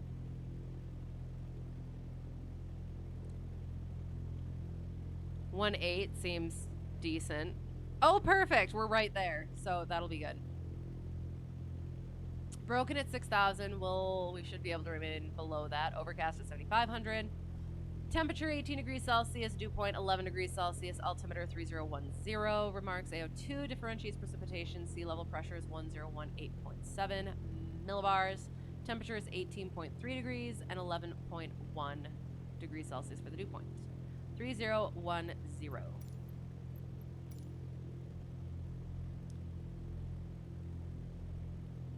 All right. Make sure that jives with our elevation. So, my most recent lesson, so 8:13. So that's gonna be changing pretty soon then.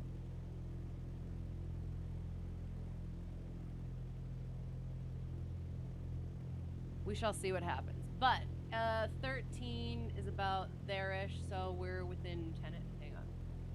Ugh. Oh, sorry, I'm reading it incorrectly. We're perfect. We're good, no worries.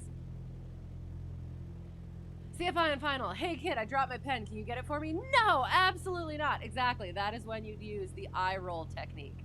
Hello, how are you? How is it going? We are getting into the aircraft. Well, we're in the aircraft. We're starting the aircraft. We're getting to the point where we're actually in the air.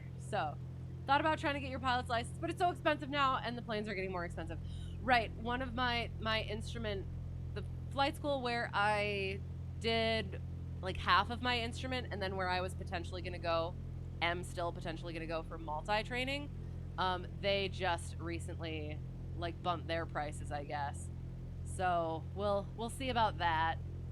But it's yeah. You do what you gotta do, I guess. But that's one of the main things for people is the expense. So definitely fair. Okay. Did the thing. 3010. We're good there. We're gonna. Okay, that thing just zipping around is I'm not sure. It's giving me comedic vibes, but also I feel like it's gonna get in the way. But we'll see. All right. So 130. We're pointing in to that direction. Let me see if there's a run-up area. We're pretty much in the run-up area. So, we do our run-up. Yeah. And we do our run-up by doing the things. Fuel's on both. Trim for takeoff. But oops, sorry, need this. Yoke goes in and over to the side. That aileron is up because that's the way our thumb is pointing. Bring it back. Check the elevator. And then bring it to the side like that. Thumb is pointing over there. So that's the aileron that is up. And bring it back. Yeah. We made a nice square. Did you see that nice square? We went like this. Yeah. And checked our flight controls. Instruments. Make sure those are good. Primers in and locked. Mixture's best in power. Again, the one that I fly in real life, 150, we don't lean on the ground, like, ever. But I think this one likes... Oops. Shoot. I did not mean to do that. I was trying... My lizard brain went, I want to push it in. Let me rephrase. My lizard brain went, hello, 1 second. My lizard brain went, I wanted to push the primer in a little bit because it was like that, and then I just primed a started engine. So, oh my god. Sorry. I kind of did that once, kind of accidentally, but also it was a misunderstanding. Number one instructor was concerned. Yeah, anyway. You can't understand the radio traffic clarity-wise, so there's that too. It does get better, but yes, I still have the issue where if it goes off script, I get a little lost. So that's why I get so nervous about it. Yes, up mine, up your... Okay, so we'll do that one too. There's up mine. Over there, student, up yours. And in the back, up ours. Which I'm not going to use for students, at least not yet. Because that's not appropriate. I'll read the room, definitely. Thank you for the subscription, Anugera Kahaya Autama. I'm sorry if I pronounced it incorrectly, but I appreciate it. Thank you for putting up with me. We will be getting into the air soon. Again. I am only practicing. I am CFI in training. I am merely practicing my scripts and my own knowledge. So you're not learning anything here. I am not teaching anything. You are not learning anything. We're just going through this practice together. Right, your DEF can tell can get your PPL without radios, but you're restricted to non-controlled airspace. Right, and that's why, like, if I wasn't going for like commercial, I would probably definitely do it like that, just because it makes me so nervous. But yeah, and it is like you can't forget it now. And it's not appropriate. The same thing with, again, my aeromedical factors thing, where it's like my acronym for the optical illusions is traffic without the IC instead of fart, even though it's hilarious. But anyway, continuing. Sorry. Yeah, so I lean out this one just because I feel like it needs it. I think that it actually does foul the plugs, even though the one in real life that I fly, the 150, you don't lean on the ground. Yeah. Did that. Brakes are set. 1700. Car P goes out. Watch that drop. Back. Mag out. Watch that drop. Back. Mag out. Watch that drop. Similar. And back. Amps and volts. Vacuum. That stuff. Oil pressure and temperature. Whip it. So my instructor, one more story, had me do a full power run up last lesson. And I was like, I kept asking him, like, you're sure? Like, we're actually doing this. You're not messing with me. And he's like, no, yeah, we're absolutely doing it. So I was cramming my feet on those brakes, and we full powered it, checked the things. I can't remember if he did like mag check and everything.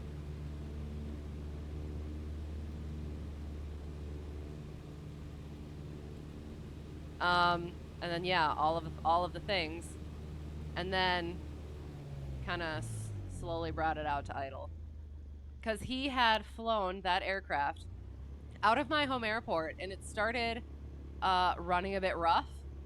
And he tried some stuff, and he flew around for a little while longer, and it was fine. And I don't know if they, like, I assume that he checked it, he took it back, and they checked it and looked at it, and that was us flying was the next time that it was flown. So so that's why we did full power run up. First time I ever did that, so that was interesting. Remember that old Orlando Jones 7-Up commercial? Make 7 of yours. That's awesome. You think you've heard of those or something similar to it, but cool to know. Yes, absolutely. All right, so we have done our run up. We are taxiing. We are not on VATSIM today. We are just going to focus on our practicing of things. So I think we're right here at runway 18. So that's what we'll do. All right, we're looking left, looking right, and then we're, stoppaging. Oh, and then I want this there. All right. Checking. I guess we can get a little bit closer so that we can actually see. No hurricane flying. No, not today. We actually have to be able to control the aircraft. Or attempt to. So yeah, so what we're going to do is we've actually, my instructor, he's trying to move things along a little bit. I've been dragging my feet a little bit, so he's getting my booty in gear. We've started going over kind of scripts for different maneuvers. We started with ground reference maneuvers, but this was like last week, so we'll see how that goes. And then performance maneuvers was most recent, so hopefully that goes slightly better. But I am going to say the wrong thing. I'm going to end up thinking a lot. I'm going to fly poorly, so I apologize in advance. But we're just practicing, so yeah, bear with me. I appreciate it. Yeah, so we'll do that. So we're going like that. We're going like that. I don't know where we are. Findlay traffic. Cessna Hotel Tree 1 Delta 1 departing 18. Left downwind departure to the north. Or we could just go south. Straight out. We'll go straight out. Oh, okay. Hang on. I do want to point something out. this is just a me thing. I don't know if I've pointed it out yet, but I noticed, hang on, I have to get the web back up.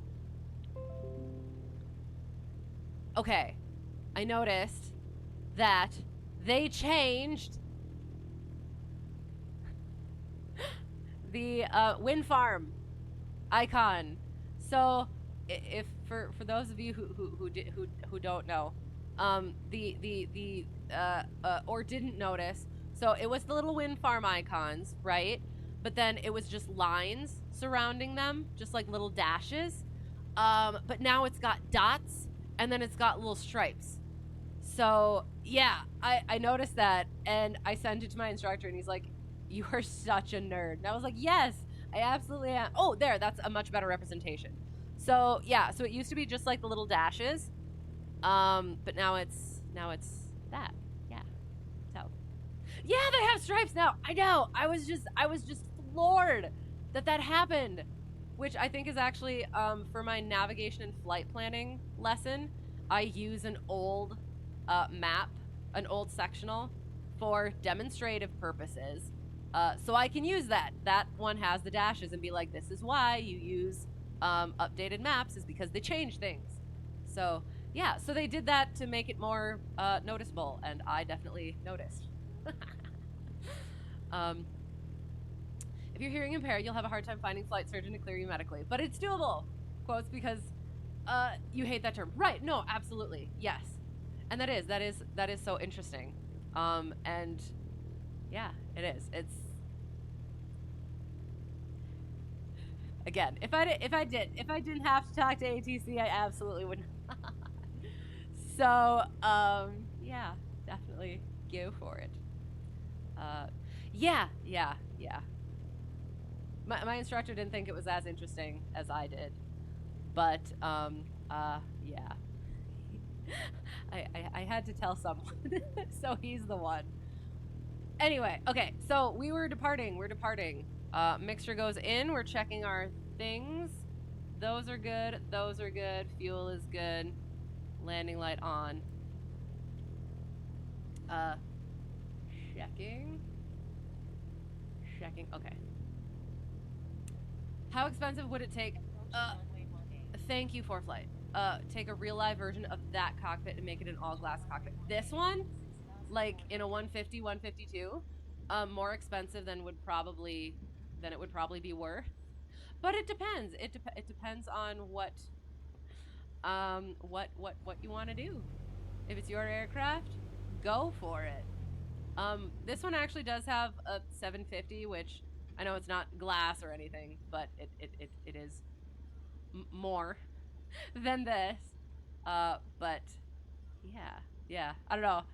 For as little of a range and as uncomfortable as that would be, yeah, potentially not worth it.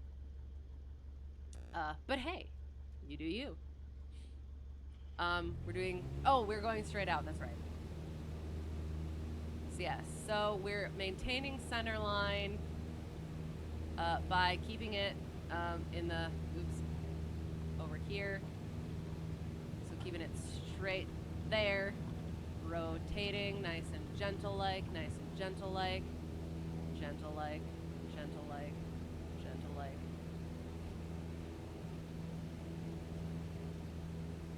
All right, so we're maintaining our runway heading, picking a couple points. Oh, and something else I found out, should have known. So the 150, I was flying a 172 with a constant speed prop. So my numbers, I was using those numbers for climbing in general instead of the 150 numbers. So I was climbing at like 90, which meant I wasn't climbing basically. So yeah, found that out this past lesson, that I was doing that, mixing those up. Because it's like, this thing already does not climb very well. And of course, I was basically cruising. Yeah. Oh, okay, hang on. Using left hand so I can scroll. 172 glass is around 250,000 or 300,000 new. Right. Yeah, that just, like, why? That's... So, 150, let's think. If you get bottom, like bottom of the barrel, 25 to 30,000, maybe. I haven't checked recently. But yeah, so multiply that by 10, and that's what you get for... Oh, actually, we're going to level-ish off. Yeah. We're going to level off. Shoot. Yeah, so it's like, that would be 10 times the worth of the plane itself, so like, why? No, the little Garmin round LCD instruments are maybe cheaper than full glass. Potentially. That's actually, we have those in the 150 that I fly, and it's interesting. I'm still working on getting used to it, but yeah, they are pretty nice. They are pretty decent. GI 275, is that what they're called? Yeah. I am. I'm still working on, like, mentally understanding, like, quickly those things, because it is different than just looking at the gauges, like the little ticker tapes and everything. It is. It's a little bit weird. Yep, that fit in the standard instrument slots. Yes. If you're simming, get Air Manager and an extra monitor, so much more realistic. So what is Air Manager? I do have an extra monitor, kind of. It's a very, very, very old TV. But I use it for my stream stuff. I need to bring... So, okay. So the other thing about this one, I guess, that I'll have to figure out.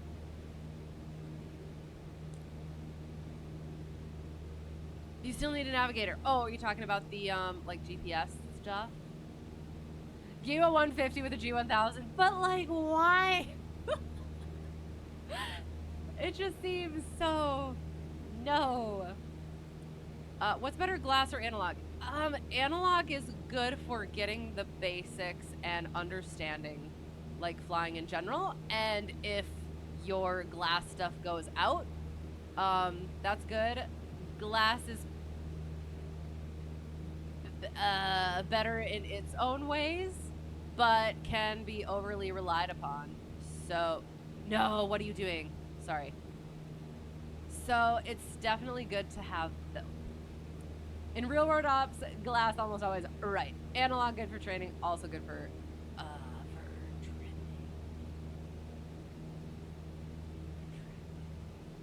What do you mean for trending? And sim innovations for Air Manager. Okay. Hang on.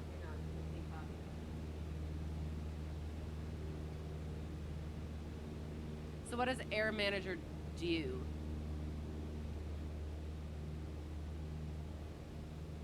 Oh, so it's like is it avionics and stuff? And then if you stuck that on your other monitor, you could like click on those things instead of clicking on these things. That would be helpful.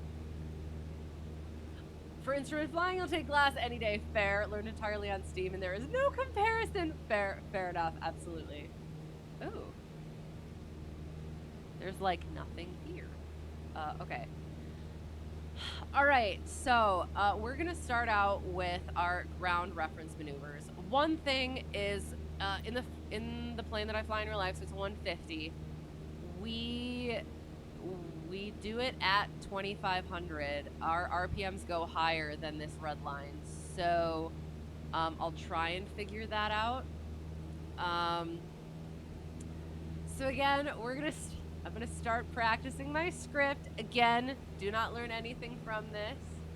If you have questions, let me know. If you have tips, let me know.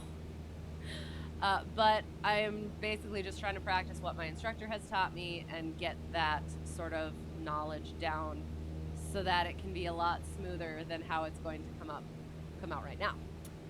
So, you mean if you can even find an anything for VOR these days? VOR, yes, you definitely can. MDB, you can also, kind of. But, excuse you what? Oh God, what did I say? Roger that, roger what? Oh God, what did I say? I'm so frightened. I hope I didn't say anything strange. So yes. So we're gonna start with ground reference maneuvers. Again, I did this last week, so I don't know how well my script is going to be at the tip of my tongue. So I appreciate you bearing with my tongue-tiedness.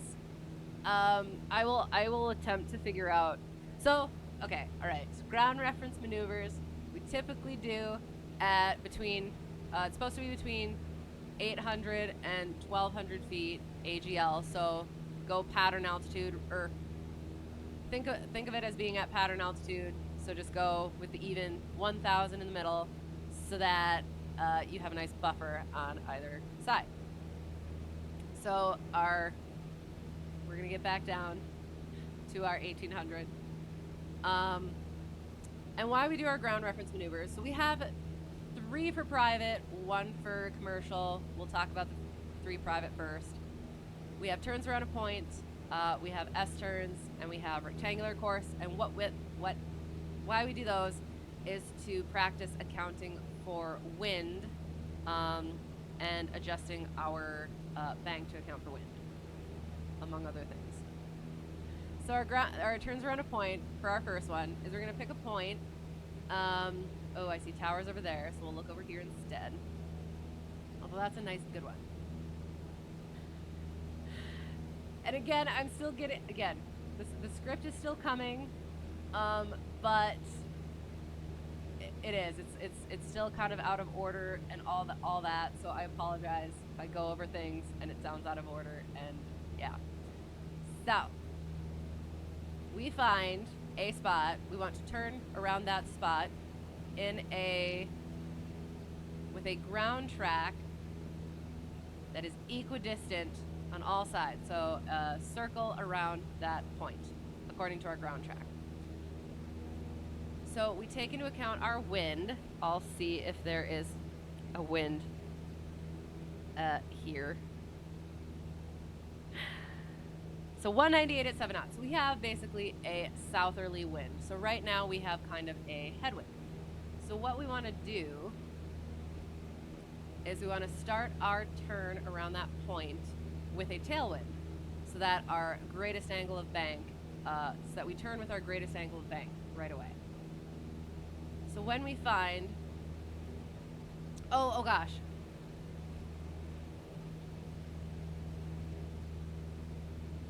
Oh God, hang on. Nothing inappropriate, okay. They finally fixed the VORs around you. Excellent, nice. Something about red line. Oh, yes. Well, and that's the thing is, so in the 150 that I fly, the RPMs can go higher than 2,500. So the red line is further than 2,500. So in real life, we do our ground reference maneuvers at 2,500. So I'm not going to be able to do that for this one. So I'm going to have to figure that out. Yeah. Windmills. So yeah. Air Manager for all your instruments on another monitor. Oh, and removing the 3D for them. It's good for home sim cockpit building. Nice. Okay, fair. But you're not learning anything. Absolutely. You're not learning a thing. Absolutely not. Because I am not teaching. I am practicing. And you have to endure it. Oh, Lord. Oh, no. Oh, no. All the way back into the 1980s. You forgot about the ducky. Yes. Hopefully we will not be hearing ducky today. Except in the performance maneuvers. As long as you aren't crazy as it seems, you're very proud of the fact that you can sail and navigate with only a watch and a sextant. Watch optional. That's so cool. You know, we use the rubber duck in software engineering. You act like the rubber duck is a colleague, and you explain your code to the rubber duck. I have heard that, and that is so cool. That it helps you realize your mistakes by verbalizing. That is, and I found, trying to do the lesson planning, that it really does change how I think about things, too, when I actually verbalize what I'm trying to say instead of just like typing it out, putting it down. So yeah, that's so interesting that happens. Ah, you two are old fashioned. You learned E6B tricks. Yes. You mean like the not the oh, what is it? Electrical E6B. You're talking about the other one. Okay, so I learned by finding my point as an intersection and then picking points like halfway along the lines from them. My instructor now taught me a way of, My instructor taught me a way of finding a square, a mile square, and then using the point in the center of that square, and then making your aiming points on the outside of the road, or on the middle of the road, if that makes sense. We'll see which way that I want to do that. I will potentially do mine the way that I do it first, because I did it his way by going, like, making a circle inside a square of fields or whatever. And it looked more like a diamond than a circle. And then I was so mortified about it. I was like, I don't do it like that. I've never done it like that. It's always been at least a decent-ish circle. And he's like, all right, prove it. And I was like, I guess I walked into that one. So then I proved it, and it was actually a really, really nice circle where I just went around the intersection. So, anyway, so we're trying to make our ground track a nice perfect circle around our points. So we have our south wind. It's going to be pushing us. So when we are so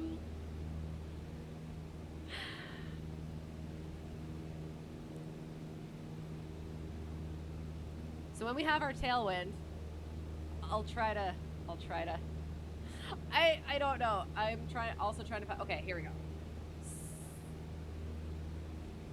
So our steepest angle of bank is going to be when we are coming around with that tailwind, kind of, yeah, that.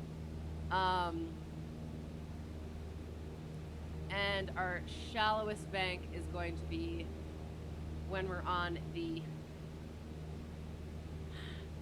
when we're coming into the headwind. If that makes sense, and if it doesn't, I will demonstrate. So we're going to pick that intersection there. Hopefully I can find it once I turn around. We want to start with a tailwind, so we're going to fly a little bit north. Also going to bring our trim up.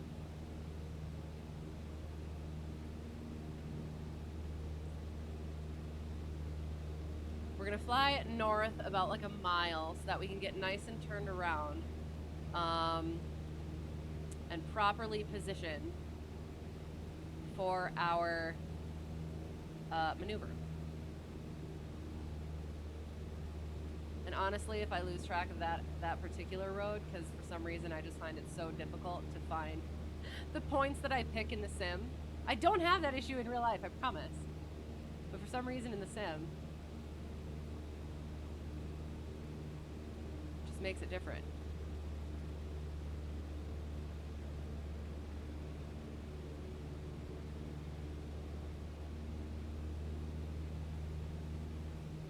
So we have our road here,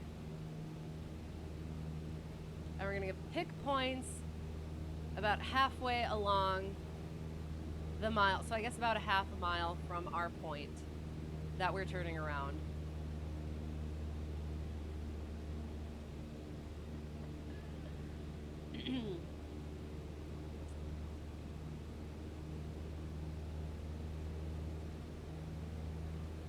So we're going to go with, yeah, we'll go with over here. Yeah, over here. Sorry.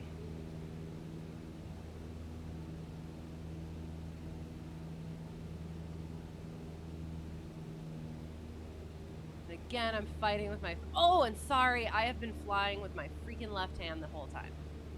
So, once we are abeam our point, we are going to start our turn. And we want to make sure we stay...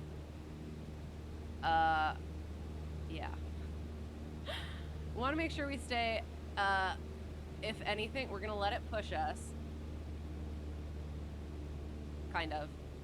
It's a lot easier to, get back inside the circle once you're outside the circle than it is to get back,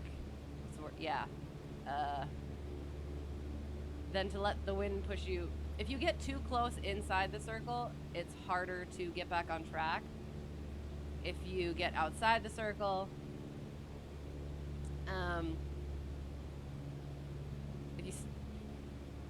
I'm sorry. If you're outside the circle, then it's a lot easier to just bank a little bit more. Rather than if you're inside the circle, you might have to aileron out to the side, and that's not a way to put it for a new student. I am so sorry. Again, I am practicing my script, and it's going so well, as you can tell. So we had our shallowest bank is coming up, or is like here-ish, because we got our wind coming this way. We don't want it to push us too far towards our point. And we also, instructor showed me, this part right here ends up being one of the points where you end up getting pushed. The circle isn't quite as good as it should be, so you kind of gotta let it like stay out like that. I'm not explaining this well at all. I'm sorry.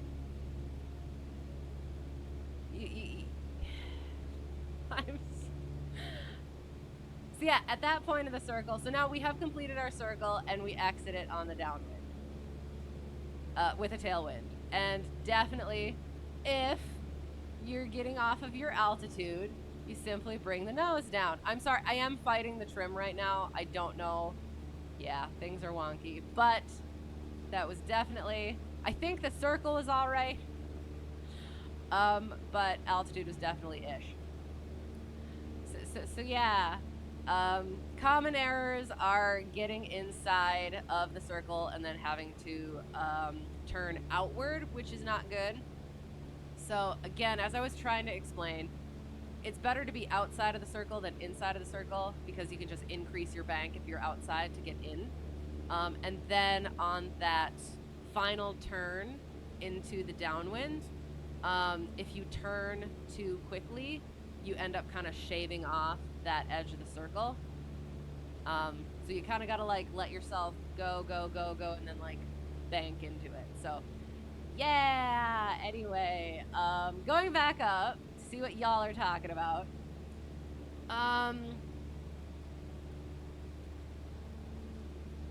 So I can pretend Ducky is your student? Yes, Ducky is my student and Chicken is my student. Y'all are just observers.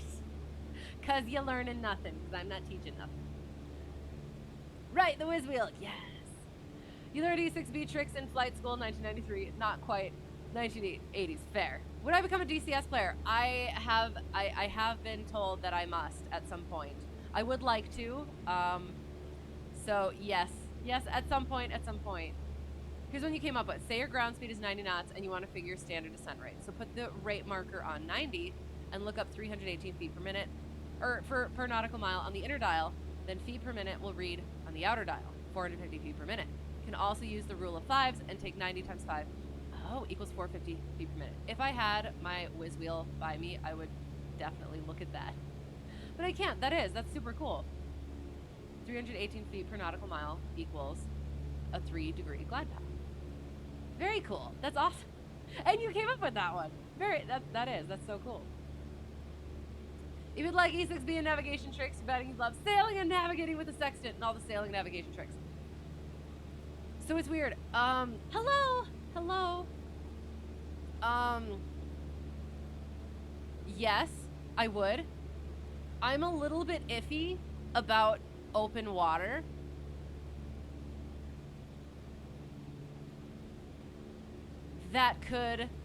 I don't like sharks all that much. So if it's somewhere that a shark could be, I get a little bit uneasy, so I'm not sure how well I would do in coastal waters or off the coastal waters. But definitely, I would definitely like tricks and stuff. That could be fun. Or tangent of 3 times 60, 78 feet per nautical mile. Fair. I should have. I used to love math. I wish I would have kept up with it more and remembered more. Saw a couple streamers like Captain Arash use celestial navigation for their flights. Yes, that's awesome. Would I get a Cessna flight panel for the physical switches and buttons? At some point, I would like a trim wheel first. That's my thing that I would like to do first. That I would like to add first. But Yeah. At some point, yes, definitely. That would be a lot easier than having to put things. The more you learn about celestial navigation, the more impressed you were at early sailors who used it. Right. There's so much cool stuff and interesting ways of doing that, which I assume is baked into the devices and stuff that we use it for today. Yeah, it wasn't a terrible circle. Sorry, I just realized I could look. But yeah, the fact that it's again, it's like using analog, I would say. Definitely good for training and understanding how that stuff actually works, and if something breaks, you have that to fall back on. So yeah, that should be a prerequisite to getting all the fancy devices. Oh right, only if you're only flying Cessnas for the rest of your sim life. That's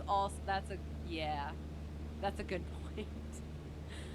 Do you know, for example, the reason pirates are portrayed as always having an eye patch is because the early sailors navigating with sextant did not know the damage it caused to the eyes, so they would burn out their eyes. Did not know that. Interesting. I did not know that at all. You're a math minor, so you started marveling at the E6B and how clever a device it actually is. Right. I was gonna major, and then it got into like what's the word, imaginary numbers, and I was like, nah. The reason I like math is because it's so objective. It's 2 + 2 is 4, and then you add letters into it, and you figure out how, like, it's a puzzle. It's a puzzle. So you add the pieces in there, and you get your answer. So yeah. Have a good night. Sounds good. You as well. Need to get some sleep. Sleep well. Have a great rest of your week. Thanks for being here. And yeah, all the good things. Okay, no imaginary numbers. No, absolutely not. That's just like, ugh. I was an English major, theater minor, so I had enough imagination. I needed something, like I said, objective. And it just got, no, not allowed. I don't like fiction in my math. All right, so we went over ish the turnaround of point. Pretty sure I wasn't on script at all. I apologize for that. But we're gonna move on to the S turn, and so that is basically a turnaround of point, but it's 180 degrees one way, and then you turn 180 degrees the other way. So what happens is, again, you start this into the wind. So what we're going to do is we're going to find a road that we're going to start on, and we're going to do mile halves, or half miles? Yes, half miles. So once we find our nice straight road, because we're going south again, right? Yes, we are. I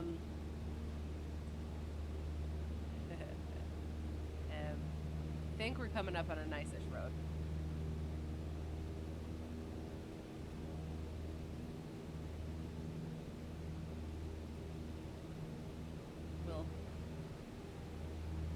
That one would have been okay.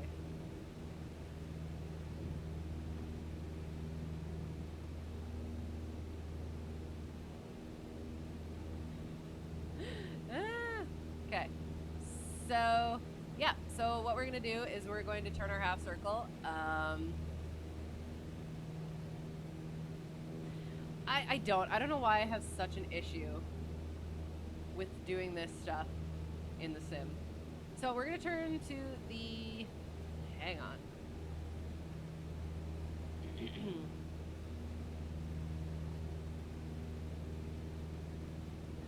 We're going to get onto this road first, and then we'll find our nice straight road.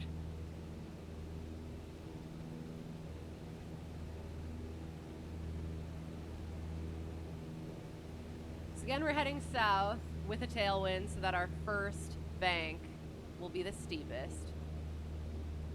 Boom, there we go.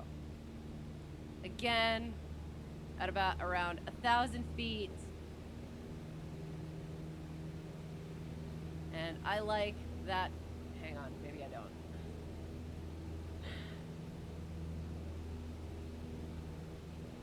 This seems like this is a mile here, so now our next mile we'll do it like that. That'll work. That'll work. Yeah. Yeah, yeah, yeah. Kind of.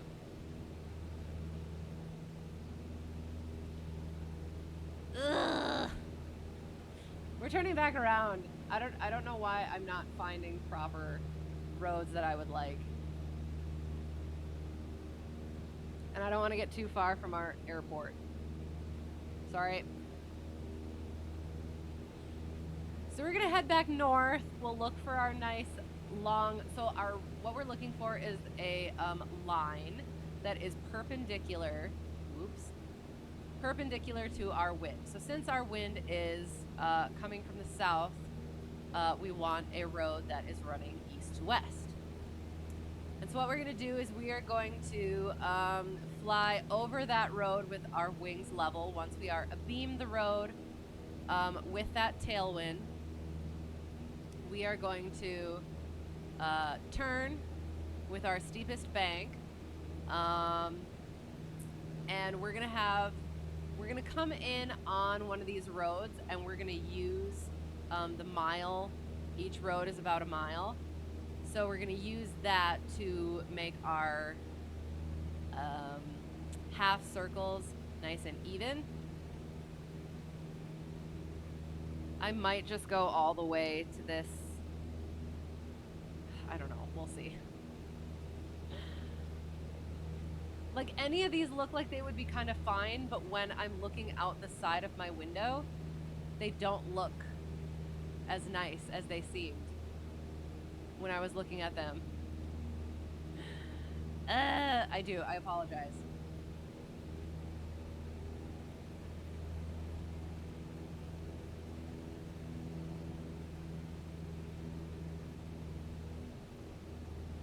Oh, okay, sorry. Complex numbers are kind of cool. Okay, refresh my memory. Which ones are the complex ones? Had a teacher in high school who made her own system of math to make 1 + 1 = 3.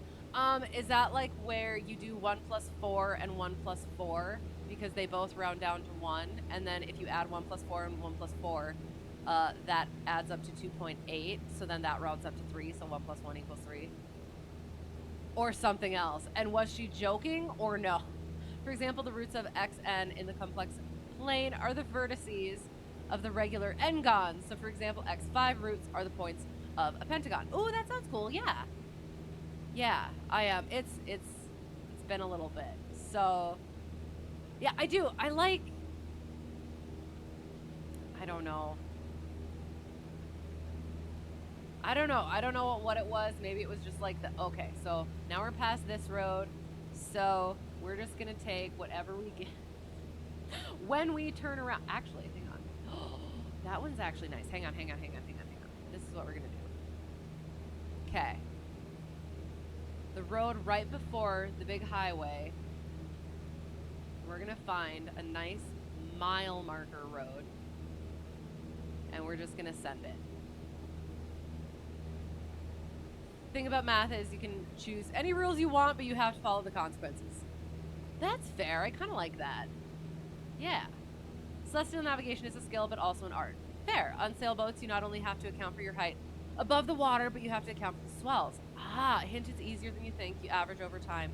Just like the local noon site, you measure across the start of local noon, through the local noon, and after. Highest declination is what is recorded. Ah. It sounds like so simple when you put it like that. And like you said, I'm sure it would be eventually. But yes, until then. That is super cool though. I was recently going over like the latitude, longitude, and how that affects time zone, and like you said, like local noon and stuff like that. Yeah. Interesting. Pretty detailed. Yes, absolutely. S-turns. Yes, we're trying. I mean, I'm trying. I'm sorry. No idea, just melted your mind. Oh no. 2 + 2 = 5 for large values of 2. Exactly. Okay, so we're turning back around. We're finding a nice mile road. We're getting back down to our freaking altitude. I'm sorry. And we're gonna do our S turns. And then after our S turns, we're gonna do our 8s on pylons. Yes, we're yeah.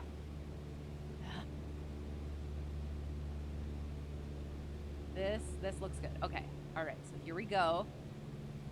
We're just gonna send it and hope for the best. Says okay, right hand also. Right hand flying. Oh, and doing it for the students, so turning left first. So we're following our road that is going to lead us to our perpendicular road, over which we are going to S-turn.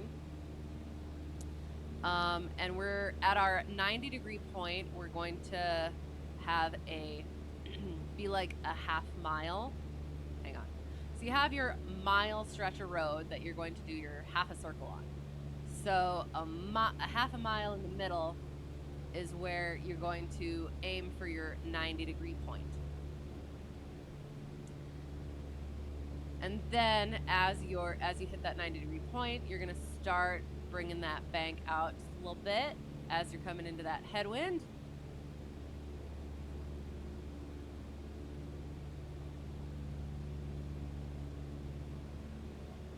Yeah. And then you're going to make sure you are nice and level as you come back over the road to enter into your second half of the circle. Okay, here we go. We're doing it here. So there's that. Doesn't quite look like a mile, to be quite honest, and I'm slightly concerned. We're gonna go one more. We're gonna go one more, not this line. We're gonna go to the next. And then we're gonna send it. Yeah, that looks good. Okay, so there is our road. We're coming up on it. And then once we hit that road, we're gonna be about in the middle of the field for our 90-degree point. We're coming up beam the numbers. There's our mile marker. So that's where we're gonna end up 180 degrees. There we go. And now we are steepest bank, aiming for that, half a mile. Aiming for that half a mile without losing altitude or gaining altitude, and letting it push us to our 90-degree point.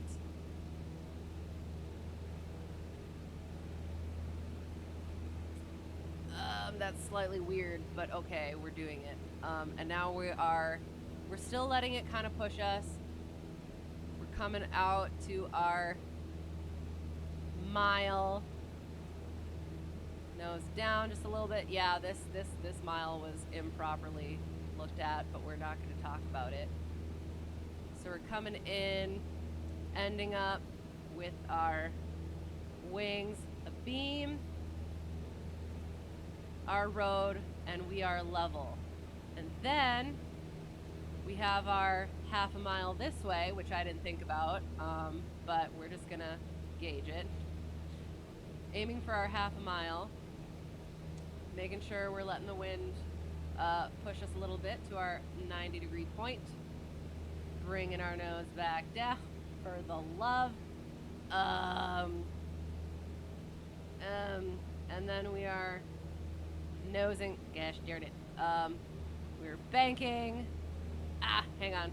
That's not our mile. Hang on. That's our mile. There it is. Okay.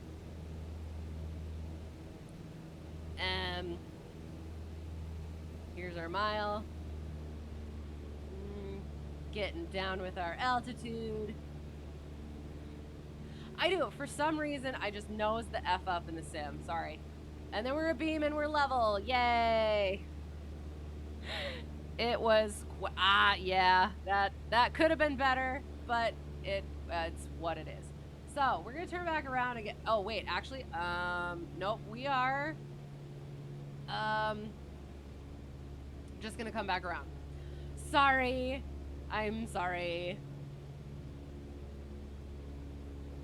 ChatGPT apparently knows that kind of math sometimes. Oh, gosh. I hear good things about our new AI overlords, and I hear not so. When I say not so good things, amusing things. Yeah. Gotta go to bed sounds good. Thank you for being here. I appreciate it. Have a good sleep. Have a great day tomorrow and a rest of the week. All the good things. Fun reviewing, yes, and chat not learning anything. Absolutely. There's no teaching happening. Only script practicing. I've gone back to my theatrical roots, I guess. But yes, I really appreciate you being here. Hope to see you again soon. You do know that eventually you will be replaced with a shell script. What amazes you is the older you get, the smaller you realize that shell script will be. Oh. Okay, yeah, fair. Well, I mean, they do. They already put, like... they already have all the information on us. It's just a matter of, organizing it. And then, yeah, as you figure out the tendencies, like you said, just get smaller. You think you've forgotten more than you learned? Yes, perfect, which may be a problem. Oh, wait, no. I didn't mean for that. Well, it's better for me, but sorry for you. Okay, so we're okay. So, 8's on pylons, 30 degrees. We're coming into our upwind to end up in a downwind. Hang on. No. Hang on. Hang on.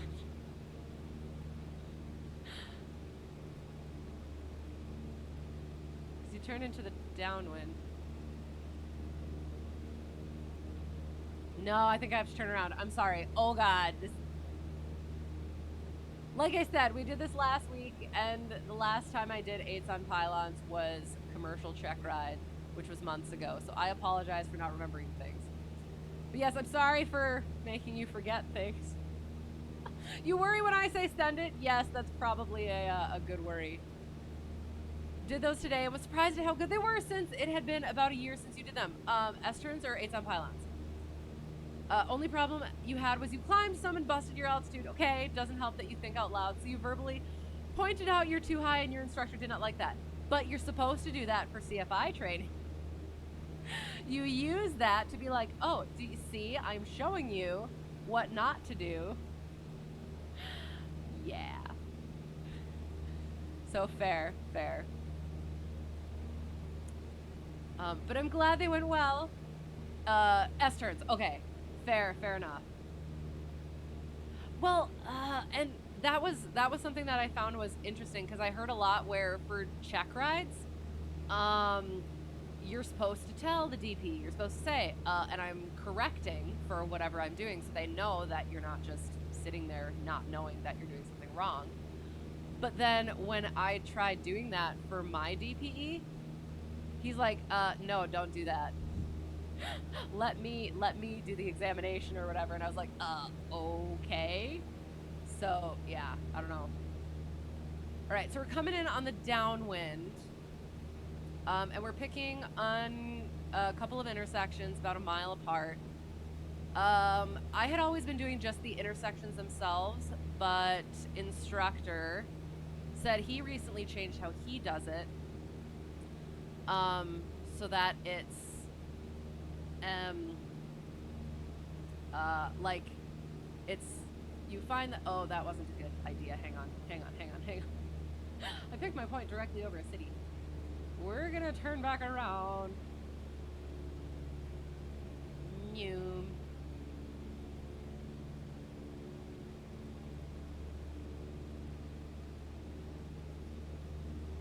Like, honestly, at this point, when I'm turning and stuff, I should just be doing lazy 8s so that we get those done as well. So yeah, so he has the mile-long thing, but then the first point, he picks a point, like, slightly before the intersection so that it's less than a mile. But, I kind of like just doing the intersections, so we're just going to keep it like that. So for 8s on pylons, it's different than turns around a point because you want your ground track to be solid, but you're using altitude rather than bank to adjust for wind. Hang on. Wind / ground speed changes. You're going to calculate your pivotal altitude, which I did not do this time, but we're going to do about... yeah. The 1,000 feet usually is probably more like 800 or 900 feet. I'll try to sink a little bit. I promise, I actually do hold altitude in an actual plane. I just, for some reason, cannot do it in the sim. Okay.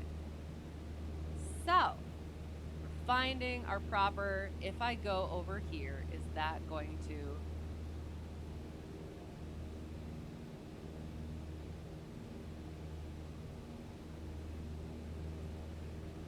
So again, we're doing, our 8s on pylons. You know, it's gonna be, you know what, would not normally do it over a city. I'm doing it over the city just because we need to move on to our other maneuvers. So, we've found our mile things, and we're just gonna do it. Don't do that in real life.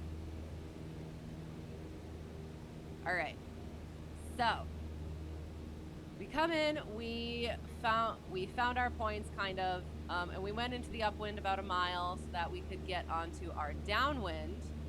Our first point is going to be over there. Oops. And at about 30 degrees from that point, which I promise is easier to find in real life.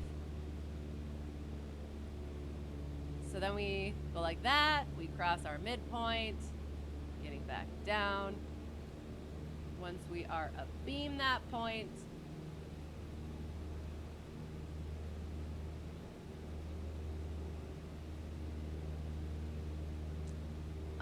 we're going to choose a spot on our aileron and plop it there.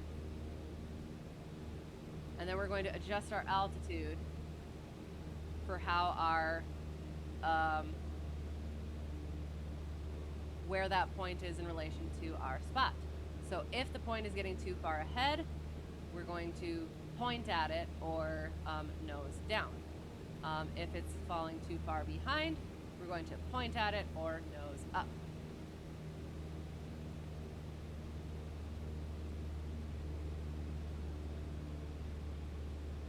So it's almost like having a string tied to our point, and attached to our aileron, and it's kind of just winging us around. Then we are coming to beam, so we cross back over to go the other way.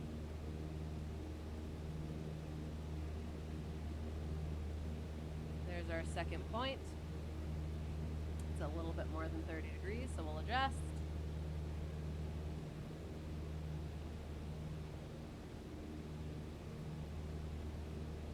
So we don't want to start banking too soon, because otherwise, there it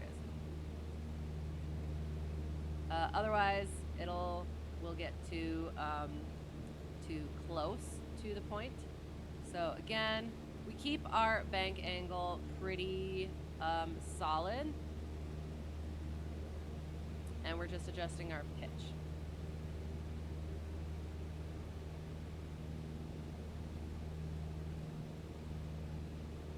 Then once we come around that second point,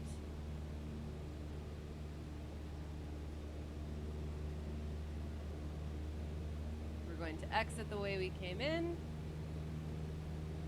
by doing a 45 degree, by exiting on the 45 degree downwind through the middle between our All right. That was slightly questionable. Oh, it didn't look horrible, I guess. Okay, sorry. Can't wait for that. Being able to,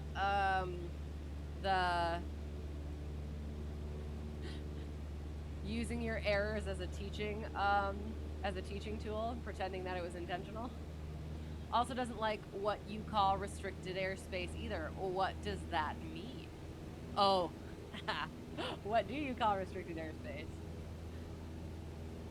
For the examiner, just tell him since you are doing CFI, you're going to quiz him, and then go into a low-speed stall with full left rudder and proceed to grade him or her in the recovery from the spin. I would not have the words I can't say because I'm a lady to do that in real life, but that sounds hilarious. Never had an instructor tell you not to talk out loud. Right. So yeah, that's interesting. He's fine with you talking out loud, just stuff that the DP could fail you on, he's concerned about. And I guess that's probably why mine said that as well. We're gonna climb a little bit. Because now we gotta do our performance maneuvers. We're not gonna do rectangular course because time, as well as nobody ever does the rectangular course. It's pretty much, it's a pattern. You pick what my instructor does, how he taught me, is find 2 mile chunks and just go around that, keep it outside of your window, and yeah, do the thing. Only time you don't want to say anything fair, yeah. Like, you call the beacon the bacon. Not sure why you do it, but you do. It's just an accent, and it's literally the only word that you use it for. But it's still an accent. It's still fair. Delicious and makes you feel at home. At least it would for you. I like that. I like that a lot. Okay, so performance maneuvers as we descend. So we have our lazy 8s, which we'll start with. Oh, the other thing that oh no, I have to admit, I forgot to do clearing. I mean, I didn't forget to do clearing turns, student. That is something that we remember to do, that we always remember to do. And what happens when you don't remember to do it is potentially cause collisions. So I was wondering, I was seeing if you would remember, student, and you did not. That's not how it works. The 5 C's, my instructor did tell me. So, we were supposed to be ascending, hang on. Is clear the area, communicate clearly the maneuver that we're doing, which is something I obviously have to work on. Commit.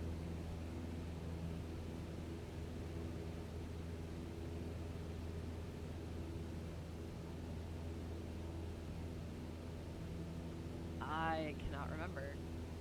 It's 5 C's. It's clear the area, communicate the maneuver, something, commit the maneuver, or execute the maneuver, and then common errors. For some reason, I cannot remember what the 5th C is. Oh no, I will have to ask him about that. Makes you feel bloated, oh no! I hope not. Plus you get the outer beacon, the outer bacon, the middle bacon, and the inner bacon. Sorry, lost the conversation, now you're hungry. And now I am hungry as well. Bacon sounds delicious. Okay, we'll get to 3,500. Cause these, I have to think. For some reason I want to say they have to be 1,500 AGL, but I feel like that might also not be correct. Hang on.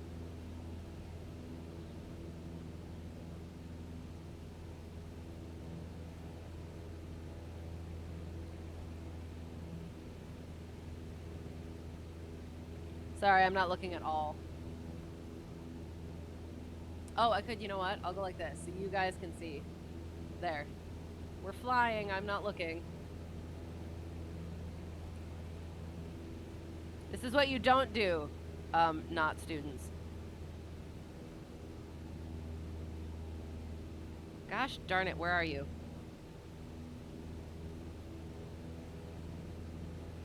Oh, steep turns. Yes, steep turns is 1500. Steep spirals is higher than that. Chandelles.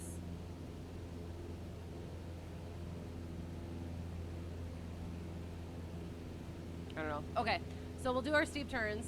I have to turn this back on. Hang on. There. Okay.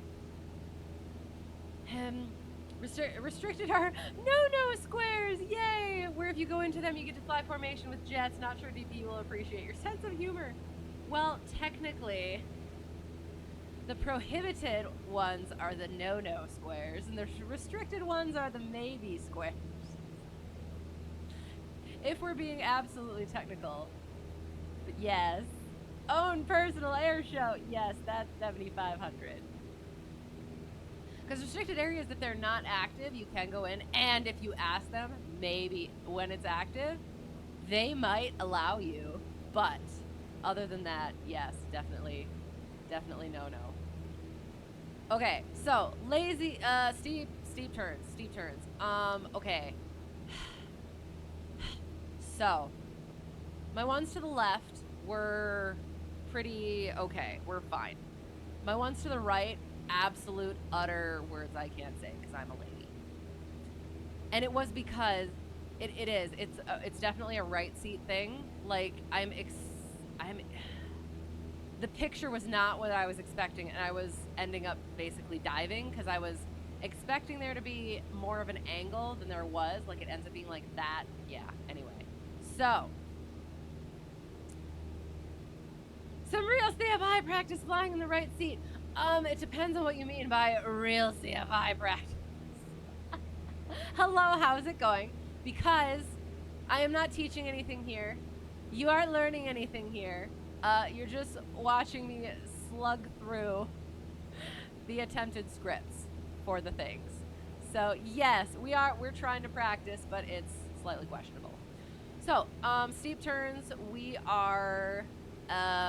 practice steep turns to, primarily to understand how the aircraft, that after a certain degree of bank, certain level of bank, the aircraft wants to keep banking more, even if you have your yoke set to straight and level.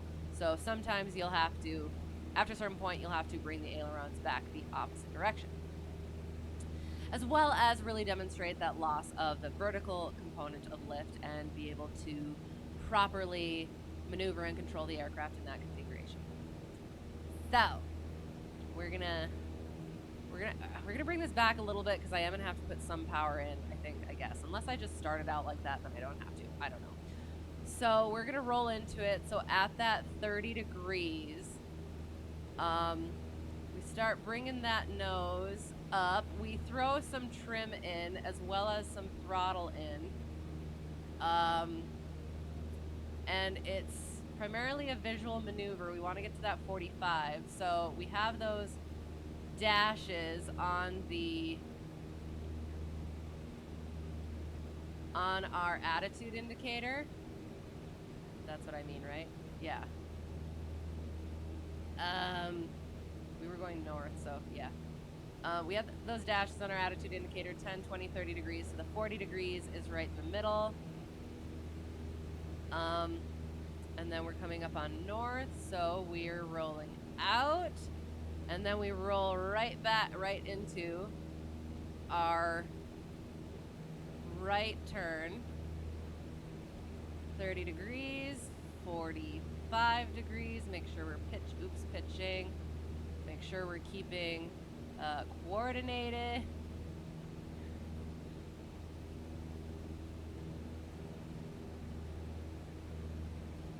Trim helps. So yeah, from the right seat, it feels like the nose is way higher than it should be.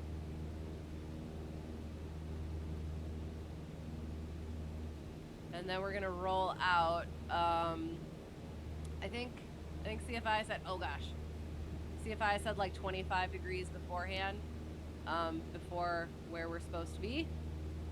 Oh, you know what? That would help. Because it's going to take a little bit of time to like get that to properly roll out nice and gently.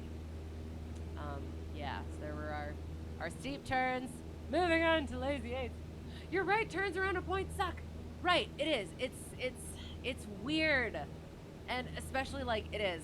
Like it partially a rudder thing. I think I had that issue too. So it is. It's just all things are different from the left seat, like, or left turn.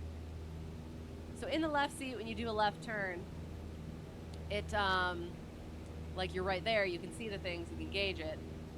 And then you go to the right, it's out the other window, right? And then that does things. But I think it's also like that the left turning tendencies making things go wonky as well. So yeah, learning the 21 letters of the alphabet. Oh gosh, which ones are we missing?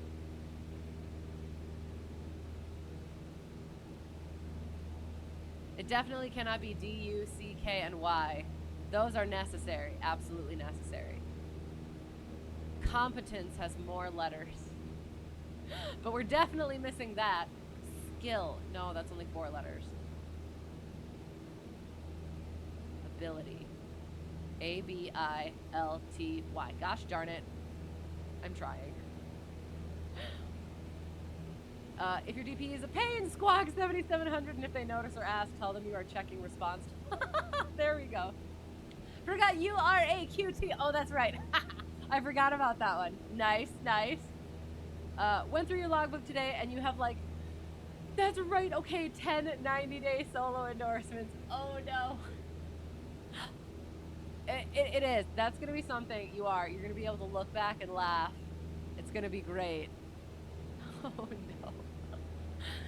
I did. I dragged my feet on my solo stuff. Like, after I initially soloed, I didn't solo again for, like, a few months.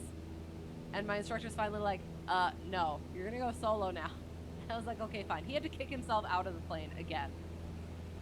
So, yeah. At least you were trying. And you just got a new one. It is. It's gonna feel so good once you finally get through it. Just think from here. Imagine a time when you're going to look back on this point specifically and be like, yes, it is finally over. Hey, how's it going? We're attempting some stuff. Oh, I guess I should. Yeah. So lazy 8s. Yes, we're doing CFI practice, but again, I'm not teaching anything. You aren't learning anything. I'm practicing my script, and again, y'all just have to suffer through it, and I appreciate it. Last one was in May with your solo cross country, and then Thursday. Again, this Thursday is a long one. I'm so excited. I'm so excited. It's gonna work. Positive vibes. How's the CFI stuff going? It's going. It's moving. It's working. But yes, my scripts definitely need polish and yes, practice. So that's why we're doing it. You hope. Okay, it is absolutely. So excited. It's gonna happen. This is it. This is the time. Still doing the tour flying stuff. No, not right now. It is not happening at the moment. But yes, at some point soon-ish, I think, but not at the moment. It was fun, and I look forward to doing it again, but I am cranking forward on the CFI stuff. So, all right, lazy 8. So our performance maneuvers, hang on. So lazy 8 is demonstrating that even with just a small amount of bank, if you pitch, that's going to just continue to increase your bank. And you're going to be in a variety of configurations throughout this maneuver, so making sure that you are capable and proficient in all of those configurations. Since the performance maneuvers are not ground maneuvers, so you don't need to worry about wind. If you want to try to do a crosswind so that you're loops are the same. But otherwise, so what we're going to do is for our lazy 8, we're going to put in just like a little bit of bank, like 5 degrees of bank, and then we're just going to start pitching. And we're going to have our 90-degree point, our 180, 45-degree point, 90-degree point, 135-degree point, and then our 180.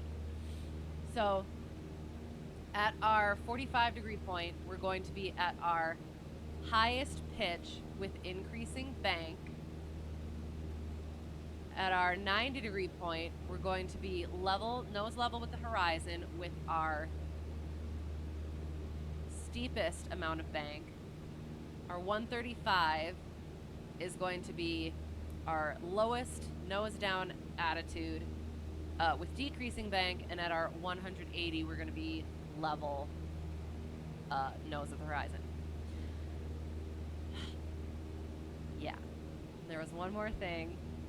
Oh, we cannot go beyond, I think, 45 degrees for this. So yeah, gotta do that. And we're going to end within our 3,500 feet. And yes, all right, so we're gonna try it. So about 5 degrees of bank, bring it in, and then we're just gonna pitch, nice and gentle like.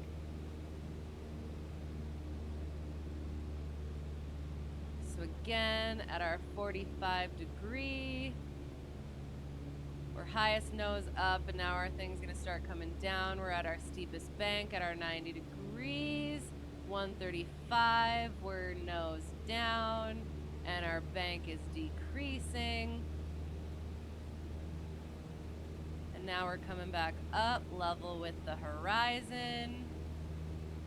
And then we roll into our next one. So 5 degrees of bank, not too much. And we also need to be aware that we need to, that's a bit much. Make sure our rudder is working the way that we should. 90 degrees is level with the horizon, steepest bank. 135 is nose low and decreasing bank. 180 degrees, and we are nose level and straight and level. That wasn't horrible, I don't think. So, all right, we're gonna move on.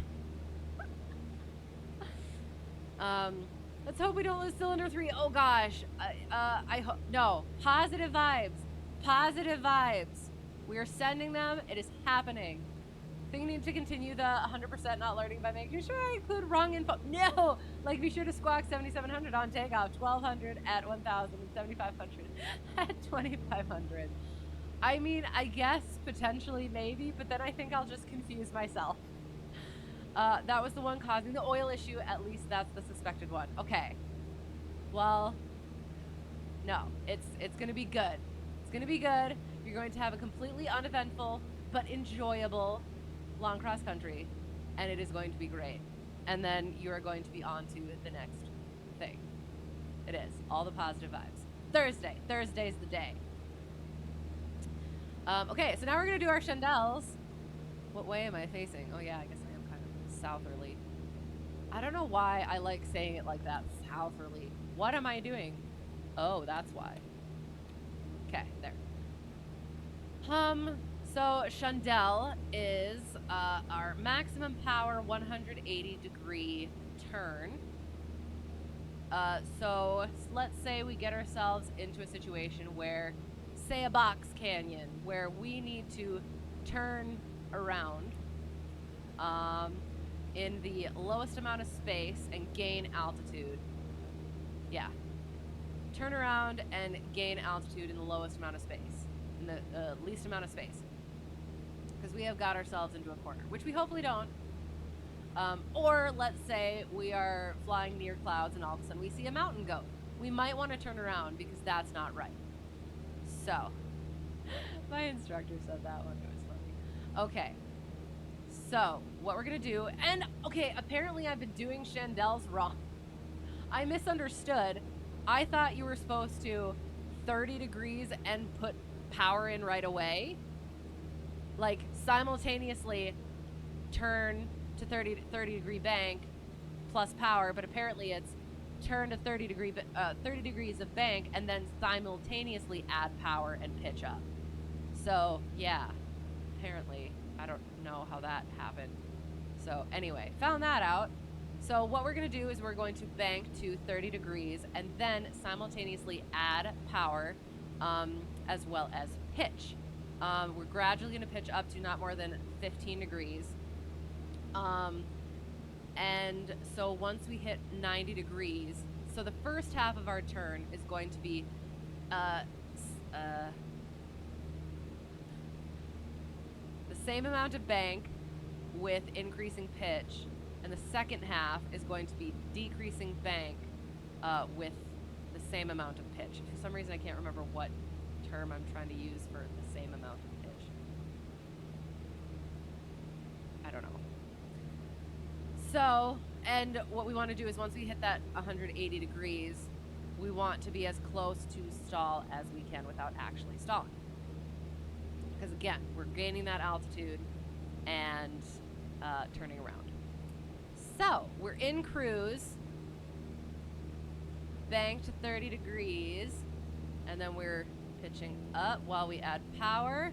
Nice and gentle like, nice and gentle like. Once we hit that 90 degrees, we're going to hold that pitch in while we're decreasing bank. Hold that pitch in, hold that gosh darn pitch in, and then we're there. We're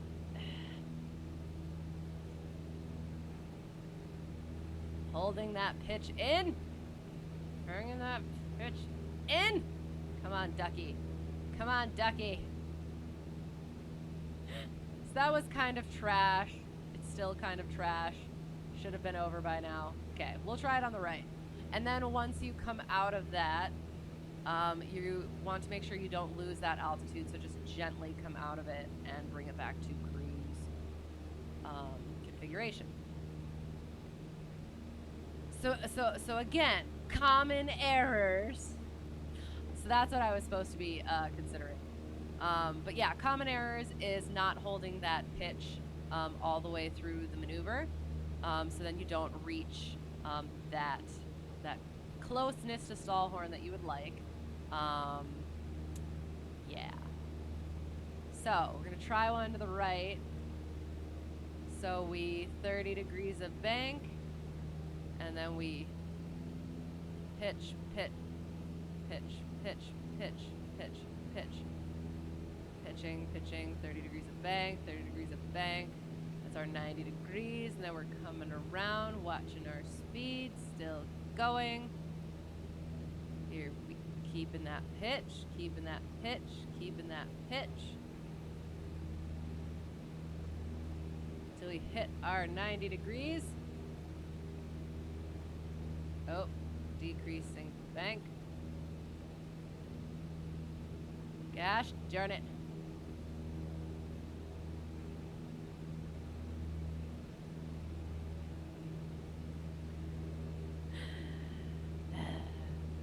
I did them better. I did them better in a real plane. But yeah, that's kind of how, yeah. So not maintaining that pitch. And yeah, on that right one, all of these, make sure when you're doing the right ones that you're keeping coordinated. The rudders can be a bit more active in the right ones than in the left ones. Yeah, and then we bring it back to cruise without losing altitude. Excellent. Okay, sorry. This cockpit reminds you so much of BZ 172 you flew. Only thing it really is missing is the ashtray and lighter. Pretty sure this is the ashtray. And I think this is the lighter. So there you go. Yeah, the reason I picked this one is because it was the 172 that I started training in is the one that it looked most like. So yeah, that's fun. So but this is a 152, so it does handle differently, I've been finding. Is that time for you? Sounds good. Time to go turn into a pumpkin. It is fall. Yes. Okay. Since it is the time of year everyone wants pumpkin spice, you'll say it's time for you to go to bed because you're old and do not like pumpkin spice. Pumpkin spice can be good. Good night, good night. Thanks for being here. Always appreciate it. Sleep well. Have a great rest of your week. and all the good things. Hope to see you again soon. Wow. Oh gosh, what? Wow. I'm concerned. Shoot, hang on, we're getting a little far away, so we're gonna turn back around. What other things do we need to do? We did Lazy 8s, we did Shundels. We just have to do Steep Spiral, which, oh gosh, should I try? We'll try. On our way back, we'll do what CFI had me do. I'm trying to think. It kind of worked. Okay, I will. Okay. So on our way back, I'll go over most recent flight. I'm trying to think. Yeah, I went over last week's flight on Thursday. So we'll just talk about this week's flight. Hang on, let me see. Direct to. All right. So we got a little bit of time. So again, that surprised your dad to learn planes still have lighters and ashtrays. Oh yes, my home airport. The one that I trained in, that I started in, the ashtrays still get used. Yeah. So, and I mean, they are from, most of them are from the 70s. So it's not like they're gonna just pull them out. I wish you could open it. Find little treasures. Okay, so yeah. Can't remove the lighters from airplanes, don't want to make them heavier. Okay. Oh. Okay. I did, I had to, it's getting to that time where I'm like, why? Got it. That was amazing. Yes. I mean, they're also great for charging. So that's also a thing. So yes, so my most recent, hello, how are you? How's it going? Hope you're well. Good to see you. My most recent lesson did aeromedical factors, which we went over earlier. Again, apologies, but also thank you for putting up with it as I, again, try to not be babbly with knowledge and understand the knowledge well enough so that I can disperse it effectively. It's got a ways to go yet, but we're working on it. So did that. Next lesson, so the ones I'm working on now are the flight controls and the nav aids. So I kind of did the flight controls a while ago, but I didn't have like the proper lesson plan sort of a thing. I was gonna try and throw it together late the day before my flight, and I told my instructor that, and I was like, I was feeling a little bit of get-there-itis with that, to kind of be done with that lesson plan. So I was gonna be like, you know what, maybe I should just do the lesson plan, because I know the stuff. It's like the ailerons are this, and it's the pitch and the bank and all of that sort of thing. Not that specifically. So ailerons are roll and bank, and elevators pitch, and all those things. And he's like, well, you know, I'm going to be very harsh with judging it then. And I was like, okay, I'll wait. So we're gonna do that one with the nav aid one, because those should be pretty, once you actually get through the lesson plan and then you practice it a couple times, they end up being pretty quick. And then after that, we're gonna move on to the endorsements section, and yeah, all that sort of thing. And then I have to do lesson plans for the pre-flight things, which involves a weather and weight and balance and performance calculations, which I've already kind of done in some of my other ones, but yeah. So that was that. And then we practiced the performance maneuvers, which, yeah, it was just my steep turns. One second.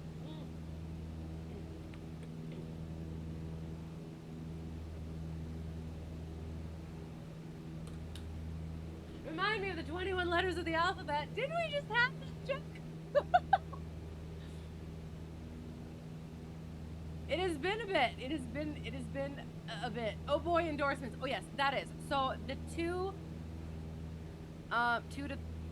at least two that you have to absolutely do is runway incursion avoidance, and the endorsements.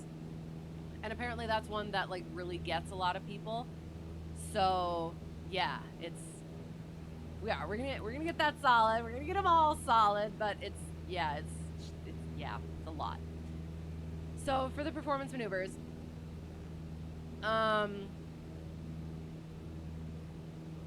yeah, steep turns, sorry. So my steep turns, my ones to the left were all right.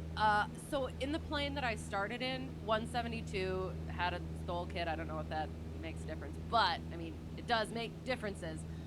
But I would not have to put power in or even trim it. Like, I didn't learn steep turns trimming and using power, so just did them, and it worked out all right. So for the 150 that I'm flying now, definitely need to trim it and add that power in, so I'm kind of getting into that. Findlay traffic, Cessna, Hotel Tree 1, Delta 1, 10 miles to the southeast at 5,000. We will spiral down for a power off landing on 1-8. Findlay. So yeah, so my one to the left wasn't too horrible once I got the whole trim and power thing figured out. And then my one to the right was utter, again, words that I can't say because I'm a lady. Because when I was doing my steep turns, like you do, you go like this, and then like you got a nice angle for that. But for this one, I ended up like going like that and trying to have an angle. This isn't demonstrating it at all. Hang on.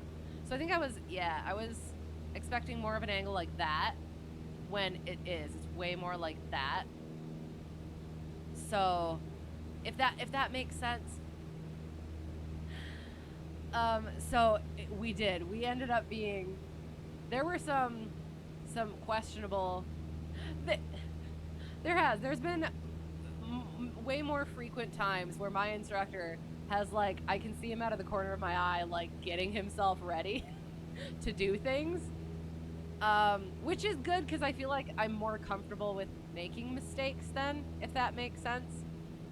So yeah, so trying things, having them not work out, so that he has to do so that I properly learn. So yeah, so figuring that out, and again, because being from the right seat, it is like when you're in the left seat, you're higher on this side, right? Sorry, that doesn't help. So like you're higher on this side and you're lower on this side. So for this, you're higher on this side and you're lower on this side. So that's why it feels like it's way nose low, even though it's not. And so the same thing kind of happened with, I think, the Lazy 8 as well. So yeah, that's been something trying to work through, figure out, and again, yeah, working through the scripts has been, yeah. Clearly needs polish, but we're working on it. Reminds you of Bravo Zulu as well. For some reason, Bravo Zulu was really underpowered. And, yeah, okay, that could be. Sorry, yeah. View from that seat still makes you feel odd. Oh yeah, absolutely. And again, I forgot to bring this up with my instructor because, yeah. So we're gonna do the steep spiral, and then I'll explain the whole landing situation, where I'm still having a time trying to watch my speed and all of those things, like keep an eye on the configuration of my aircraft, even though I know I should have the sensations and everything. I'm not there yet. So like being able to look over at the instruments, but also keep an eye on like this when I'm landing, which sounds terrible, but it is. It's like, it's nice having the things in front. It's easier to have the things in front of you and glance up rather than glance over and then glance over again. You know what I mean? So, oh, hang on. We want to enter into a headwind, So, yeah, okay, hang on. I'm gonna have to turn a little bit. All right, so steep spiral. Steep spiral is kind of a mixture between turns around a point and an emergency descent. So you're doing an emergency descent, but also doing that around a point. So you're doing 3 turns around a point in a steep spiral. And within that steep spiral, you need to get to at least 45 degrees of bank at some point. So what we're going to do is we're going to enter with a headwind so that we have time to get into that 45 degree of bank once we are headed into the downwind. And as we are making those spirals, around every revolution, we're going to give a little bit of power around 100 to 200 RPM just to make sure we do still have engine power to clear that engine. So we're gonna pick a point. We're doing it over the run. Oops, I could probably turn this way. We're gonna pick a point over. Sorry, hang on. Abeam the touchdown, our intended touchdown point. So we're gonna try. Oh God, a power off 180 approach after our steep spiral. So our landing point is going to be the 1,000-foot markers. Is it the group flight? Oh yes, we are at Kilo Foxtrot Delta Yankee KFDY on US East. We are almost concluded. I'm sorry, but yes, it is a group flight. You can go ahead. You can pop in. Absolutely good. We're getting set up for our steep spiral. So as you're coming in, we're going to be spiraling over the airport. Been doing a lot of warbirds in the sim nice recently, so getting into the 172 today also felt really different. Right. It is. Even just, I do. It's probably it's a me issue, obviously. Ooh.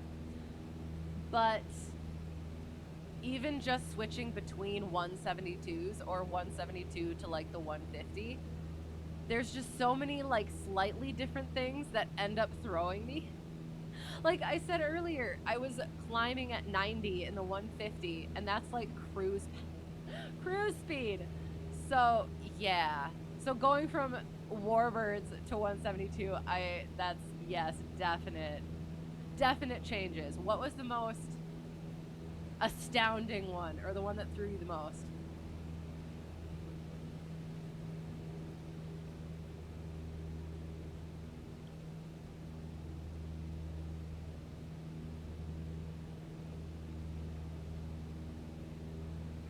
All right, there's our runway.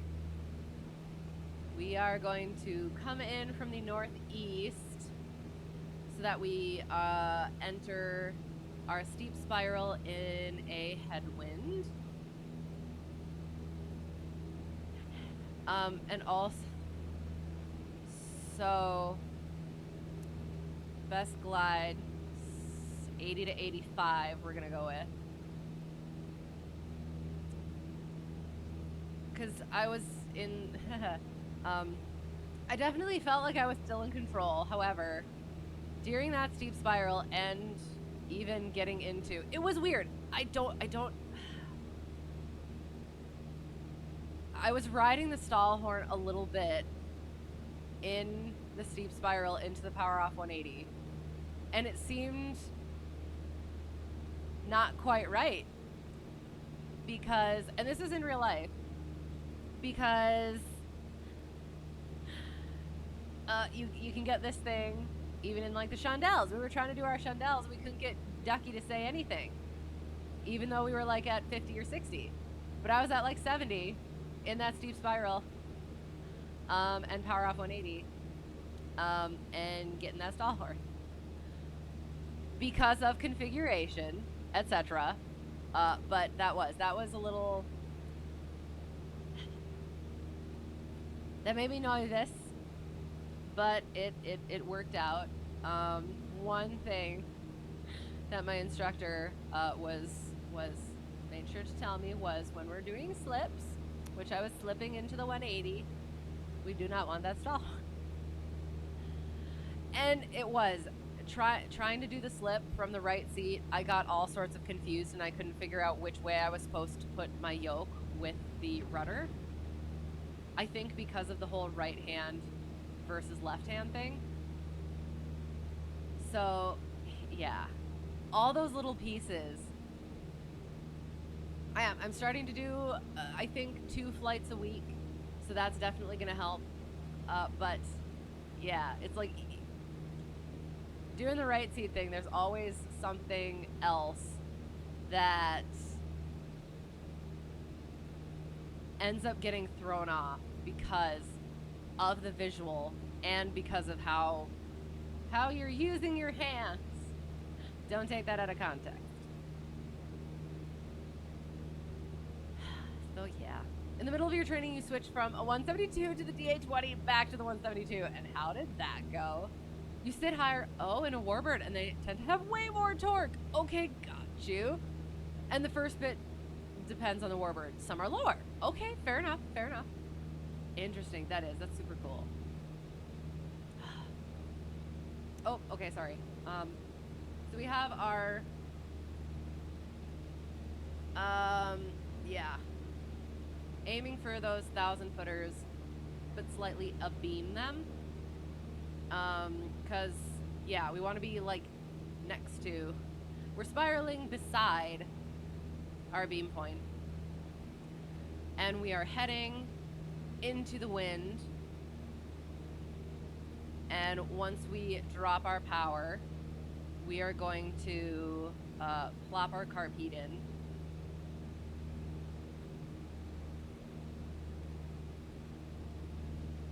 And then, yeah.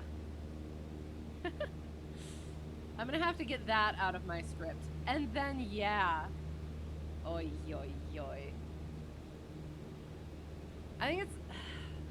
I've noticed that a lot in my ground lesson plans when I think there's going to be more knowledge that I have to, like, more facts that I have to bring out. And then I say the facts, and then I realize there's no more facts left. And then I'm like, yeah. And then, yeah. Because my tone indicates that there was more that needed to be said. But in actuality, all right, we are... Whooshed. Carby goes out. We are...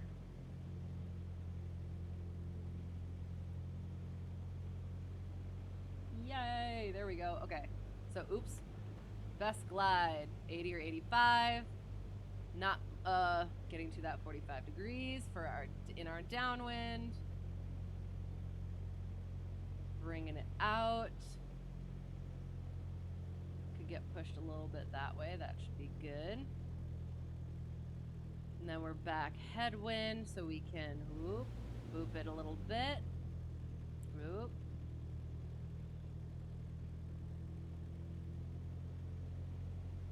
Okay, so in this one, I think the best glide is like 60. Or maybe not that close, but yeah. So we're there in our downwind, so we get our 45 degrees of bank.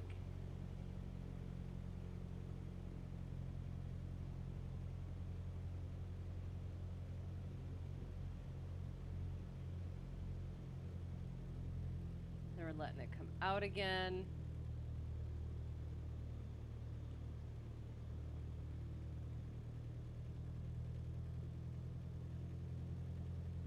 Then we boop a little bit of power in.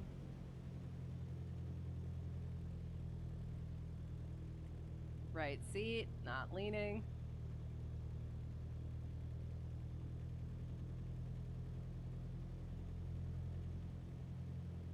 Coming back around.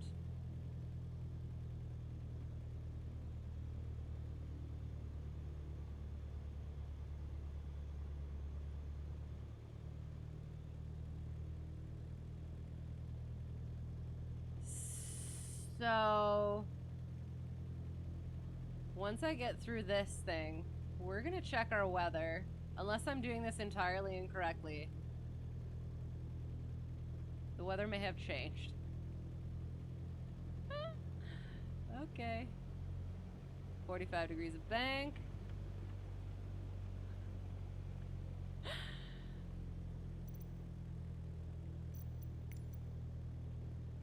And then we clear that again.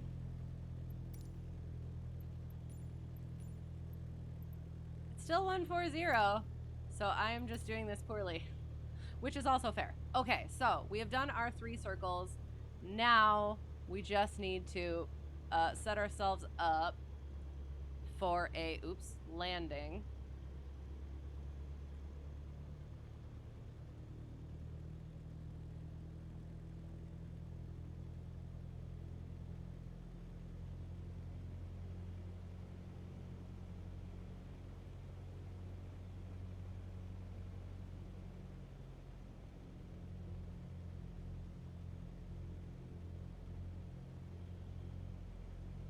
Like, I kind of want to get one more circle in, but I also don't want to push it.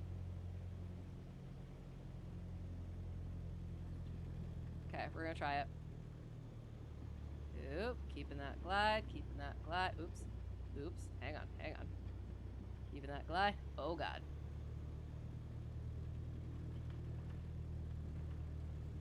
Ah.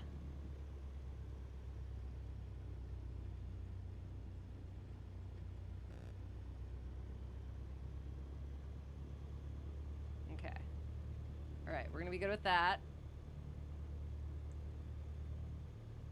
So, now we are 180 degrees. Power off.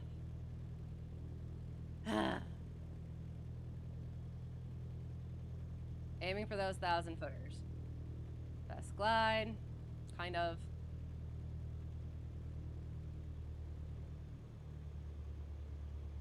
Don't want to get too far away. We can always slip it. I'm really not good at slipping in the sim, but we're gonna try it.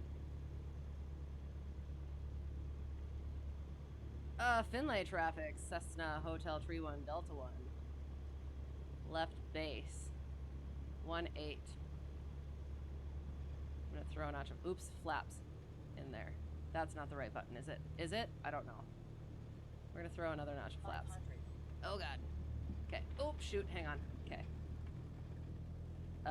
Right and left. Nope, right and shoot. Ah! Shh. Stop. Okay. We're just not gonna slip because I don't, for some reason I can't slip. Oops, hang on. Glide, glide, glide, glide, glide. Glide, glide, glide, glide, glide. Oops, oops, oops, oops, oops. Center line, center line, center line. Ah, nope, nope, nope. I can hold it off. I can hold it off. I can hold it off. Okay. Oops. That was terrible. Okay, hang on. I definitely could have made that a lot better. But of course I have absolutely no control of this aircraft in this. Okay. Yay! It kind of worked. So, there. Okay. While I'm finding the taxiway, I will get back to chat. Sorry. This is Alpha. Okay, we're good. Yeah.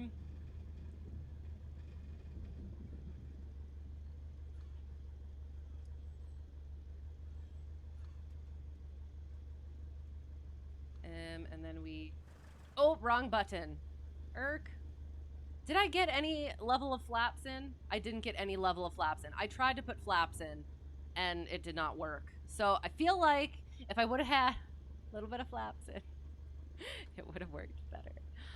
Did I already say clear of the runway? I don't know. We'll do it again. Cessna Hotel True, Findlay traffic. Cessna Hotel True and Delta 1. Clear of runway 18. Findlay. Okay. It went okay. You did Kirill stuff, so that's plus. Excellent. Yes. You just had issues with that school's. Okay, maintenance work. Oh, okay. You say school, but it was really a club. Okay, fair. Ah, pull the red knob. No, we had it. Although we were coming in on some. We had enough fuel, but gosh darn it. Hang on. We were getting down there. Yeah, it was a bit of a longer flight. We're gonna have to go over what's the word? LittleNavMap for that. X-Plane or MSFS? We are currently in MSFS. I have never played X-Plane if you're asking for my preference. So MSFS.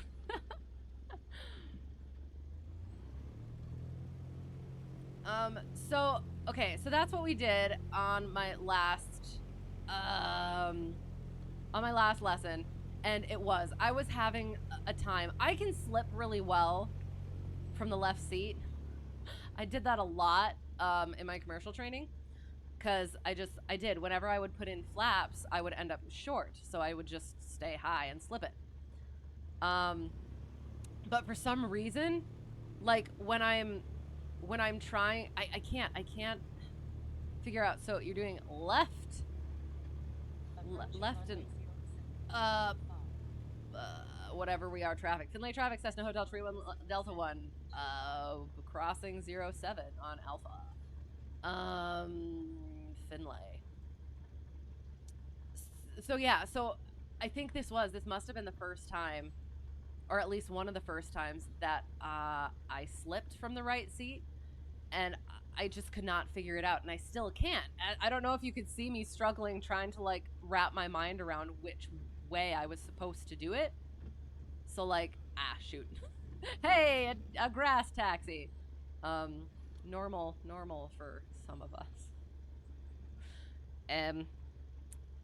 Booping around. So yeah, so that's something that I'm definitely gonna have to work on. And again, the whole right seat thing, it does. It takes some practice, some getting used to, and even when you think you're used to it, your brain does once in a while want to like revert back to that left seat mindset.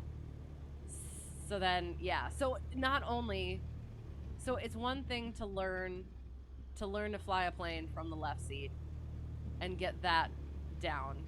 It's another thing to then learn from the right seat and have all of the left seat stuff that you kind of have to overcome, and not just learning the stuff, if that makes sense. So I'm like right in the whatever, but that's fine. We're fine. We're not by the line. We're good. That's I'll taxi a little bit.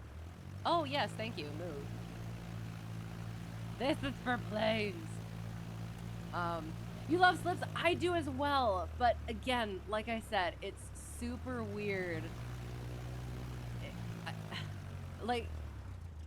I remember a time when I hadn't practiced slips in a while, and I was with #1 instructor, and I had to practice the slip again, and my brain, from the left seat, and my brain just could not figure out how I was supposed to do it, and that's how it felt.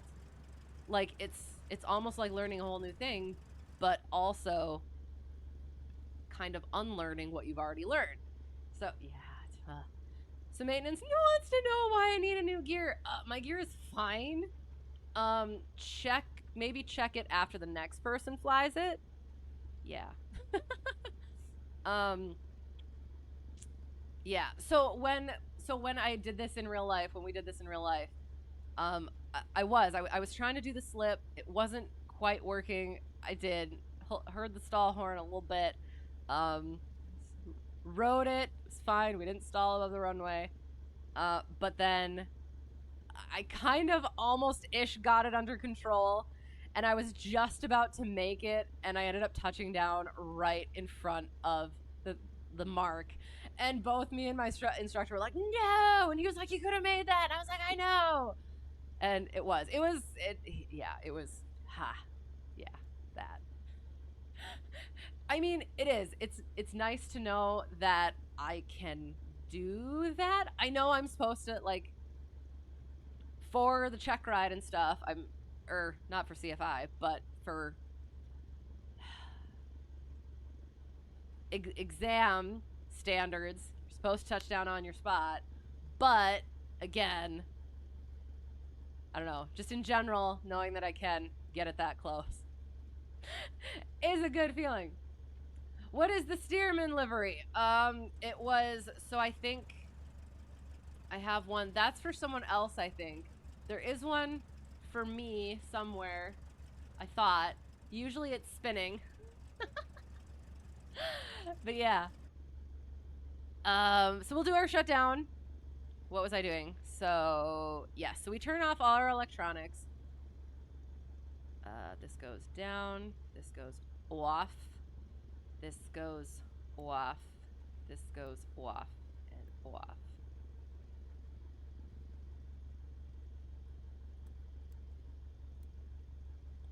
All those go off, and then we whooshed, whip that mixture. Just kidding, don't do that. Magneto's out. Oops. Did that. Battery off. Alternator off. What the heck? It didn't count it. Gosh darn it. Oh well. I don't, what are...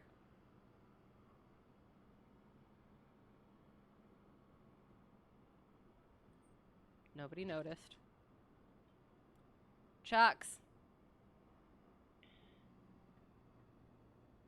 Chucks. Oops. Oops. Oh, it's been fun too. Like, I've been gradually, like, what's the word?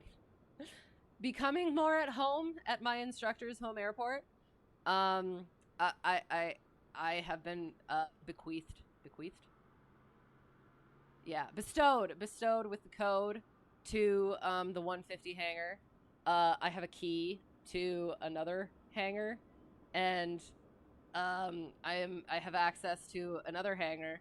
And like the last couple of times, my instructor has had to go. He has to go pick up his kids, so I get to put the aircraft away and lock up, and it I don't know. It feels cool. So yeah, so that's been fun. Getting into that. All right, so there. We can check. Hang on. Live time. There's no stars, but it's still cool looking. So there we go. You also never get steerman traffic anymore. Oh no, just Cubs, Bonanzas, and 787s. Darn it. Fair, okay. And that's how you feel getting the code to drive on airport property? Right, exactly. It took me so long to be okay being, because like there's a sign that says no unauthorized vehicles past this point.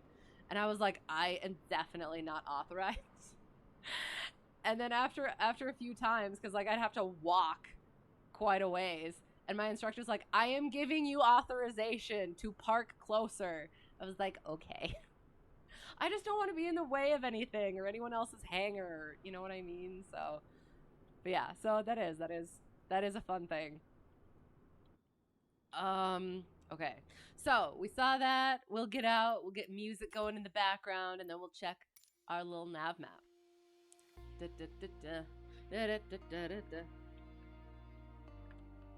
All right.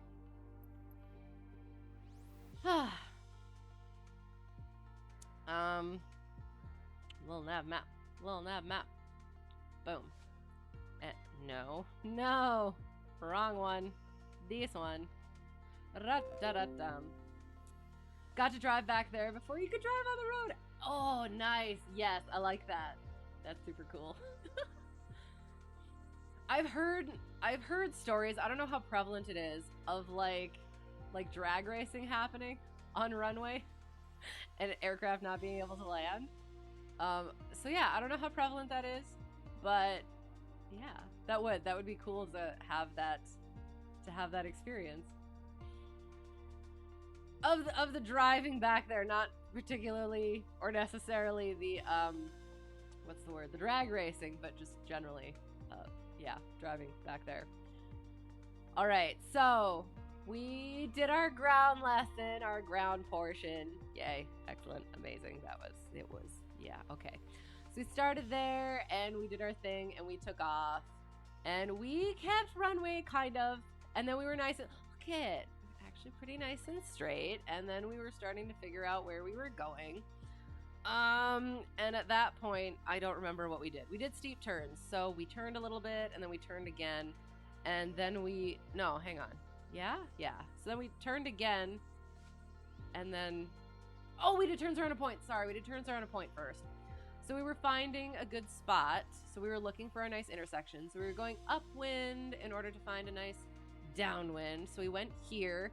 So, again, what I was doing... See, it's not that bad. It's okay. Our altitude was, again, words I can't say because I'm a lady. But The circle's okay. The circle's good. I have, again, terrible control of altitude in the sim. So, again, what I did was picked an intersection and then points equidistant along the roads and just used those as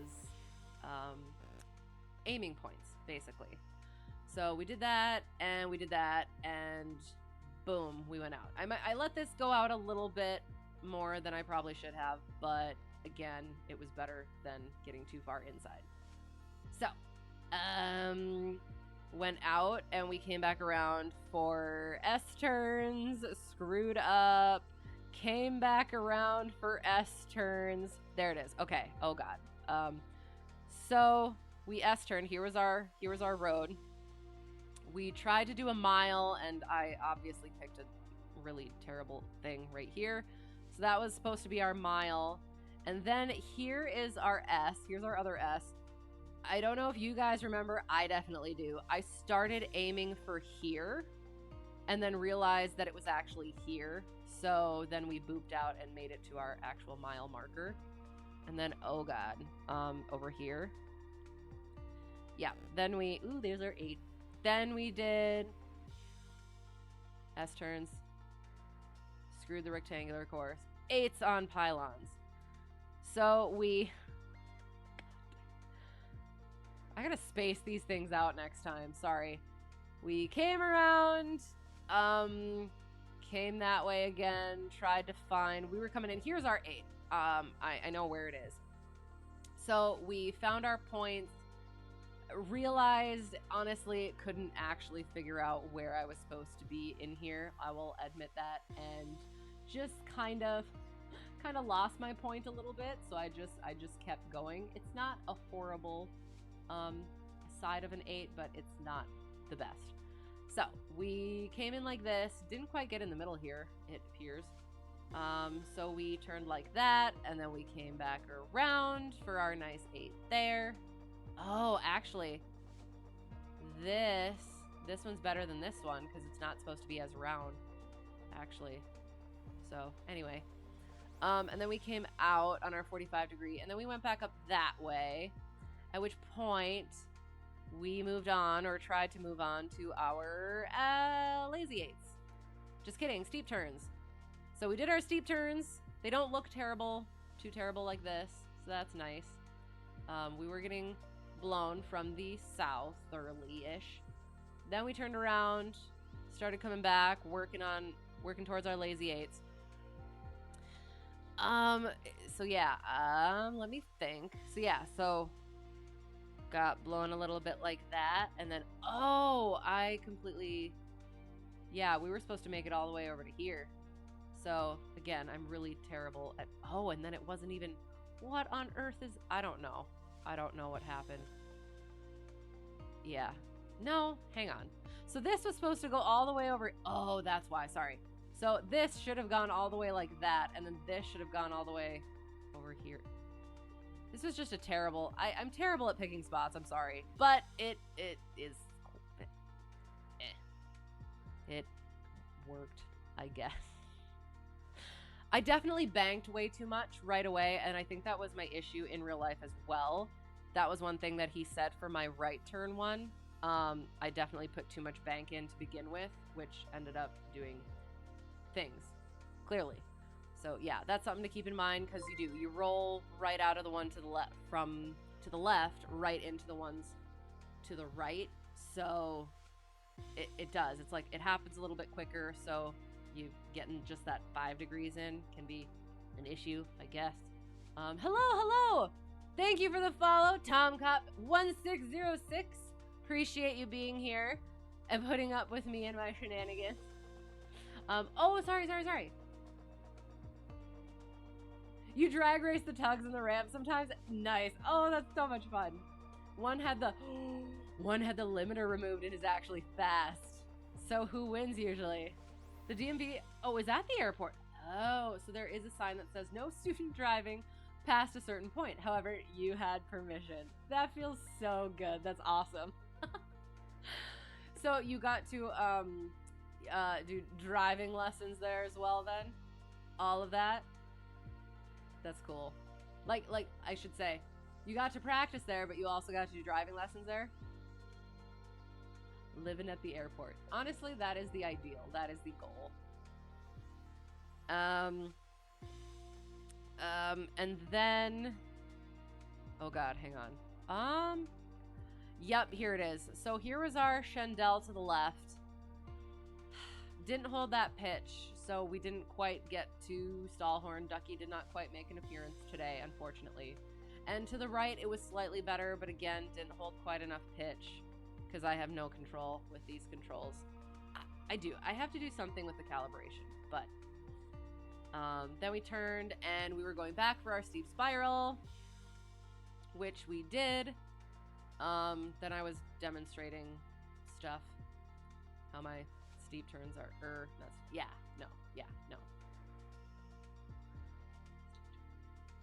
how my steep turns were strange. What was I flying? We were flying, well, I'm glad you asked. We were flying this aircraft. It is my favorite. Oh, shoot. Is that not going to work? Nope, it's not going to work. Hang on. Oh, there it did. It worked, even though it's capitalized. So the 152, I am, so again, disclaimer, final probably disclaimer of the evening. I am in CFI training, so certificated flight instructor training in real life. So I was basically knowledge dumping, practicing the script for maneuvers as well as ground lesson plan. I was not teaching anything. You were all learning nothing. But yeah, so the plane that I fly in real life currently is a 150. So the 152 is closest. So I was practicing in what I am currently flying in real life, kind of. And this 152 is the best. It has Ducky and all the other things. So yes, definitely check that out. Get that. So yeah, guys in the Warbird hangar used to joke that if they put a bed in there, you would move in. Does it have a bathroom? and shower. Maybe kitchen. Kitchen, I feel like you could figure out. You wouldn't need much. So yeah, at least like bathroom. Those are like my things. If I could get a hangar where I had those things, yeah.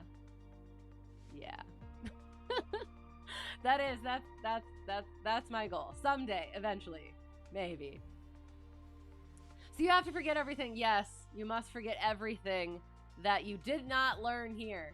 Because it is not. We are not learning here. I am just, again, practicing things and babbling about things and trying to not babble about things and failing. And it was climate control. Oh. I mean, and that's the thing is, I've heard stories where people are like, yeah, that person is definitely actually living in their hangar, and it's not just like an overnight sort of a thing.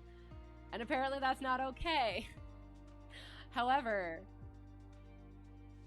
if you don't get caught, I'm just kidding. Everything I say is a joke. You've been meaning to get that mod. Do it. Need something different from the daily A320 flying in the sim? Yes, we like to do our low GA flying. Absolutely. So it is great. It's a lot of fun. I enjoy having it. And it's good people who made it. So that's an absolute plus. So absolutely recommended. So we did. We came around. I realized I wanted to get into the headwind, so we did this thing. My instructor thinks it's so funny. Like, I can't remember what he said, but something about how I never fly straight to an airport. Because I'm always trying to, like, maneuver myself so that I can come in at, like, an angle that I like. Don't take that out of context. To the airport. Coming into the airport at an angle I like. So I'm not, coming in weirdly. Again, moving on. So, came in on our headwind. We were coming here, and then we started our steep spiral. It's not terrible, but we definitely got pushed. I don't know why. I'm trying to think, because we're supposed to be, we had a wind this way, but I was getting pushed this way. And I'm sure it was a me problem. But yeah, so we went like that, and then we went like that, and then we went like that, and then we had to just focus on landing the thing. So we did one more baby little turn, which brought us down to altitude, and we vooped in and did our power off 180 and made it, ? It was a terrible landing. But oops, sorry. But it we survived. So yeah, then we parked. Ta-da! They had a kitchen and a bar, 3 offices, 2 workshops, a ready room, and a briefing room. In one hangar? Okay. So like it was one of those like sort of communal hangars. There was when I was looking casually for live-in airport hangars and general hangar space and a plane. But oh, I guess I can take that off. Hang on. This thing right here. Boom. And there was one that was like, I think it was like $500 a month. And I was like, that is less than usual, but it was a communal one, and it had all those nice amenities as well. And I was like, I don't know if people would be interested or okay with me just hermiting in their little crash path. So yeah, didn't that one didn't pan out. Oh, about 4. Say it, Yak 52s, a Glass Air, a 150, a Titan Mustang, and an RV-12. Oh.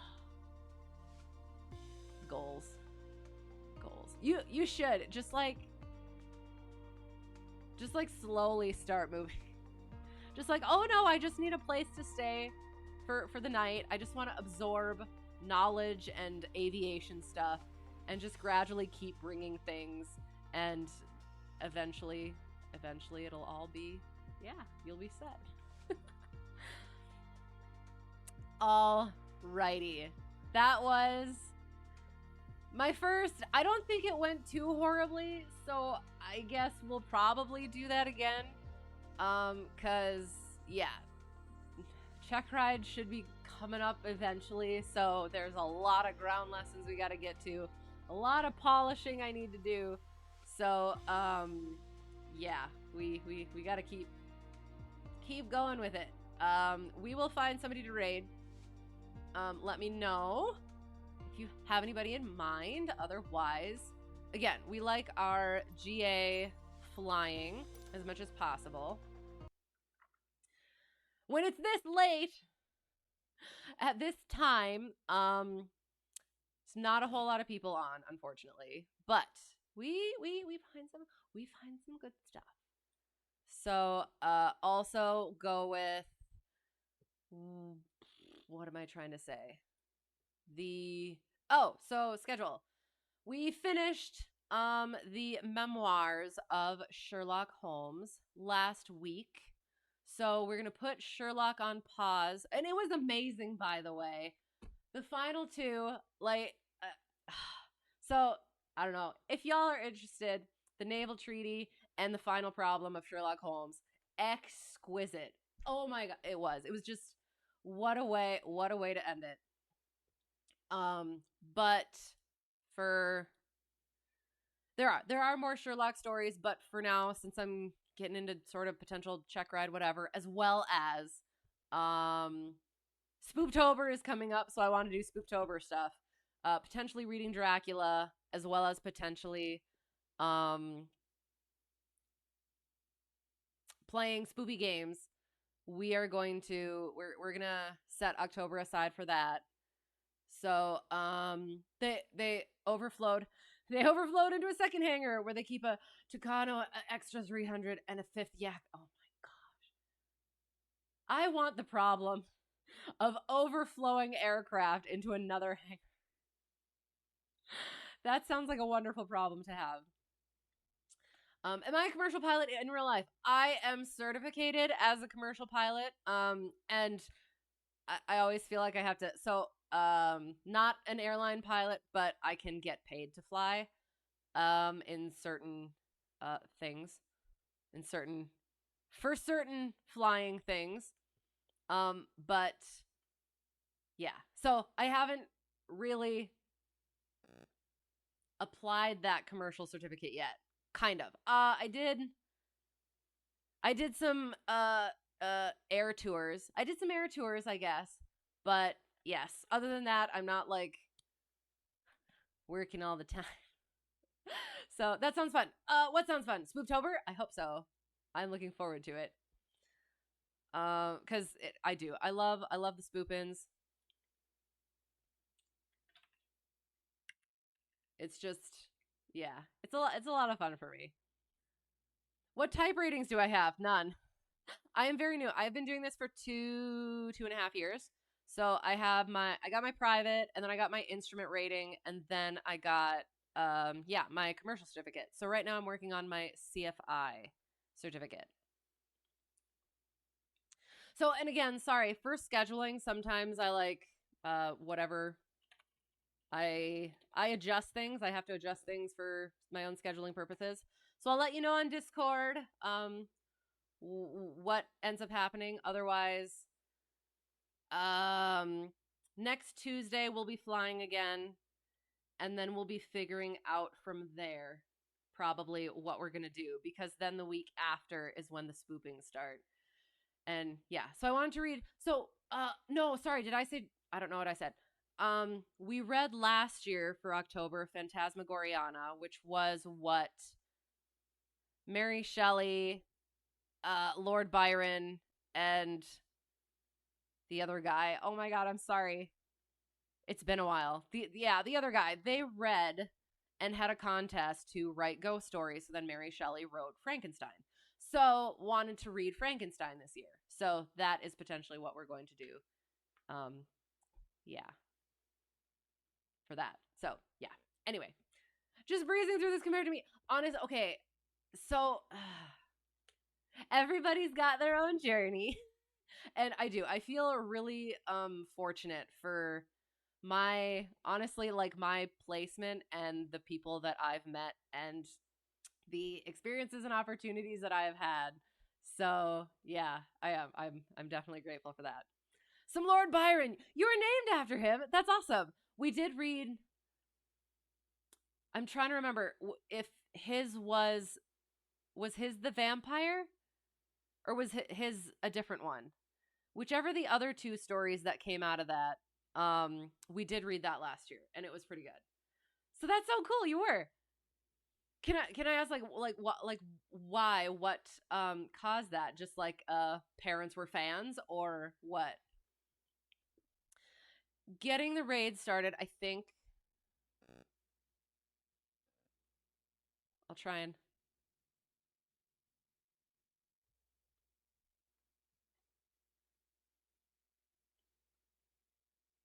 yeah, we'll go here. I think it's a new friend. What have I done? Hang on. Oh, what have I done? Sorry. That's fine. Why does it look strange? It looks strange. Get in the raid. Set up.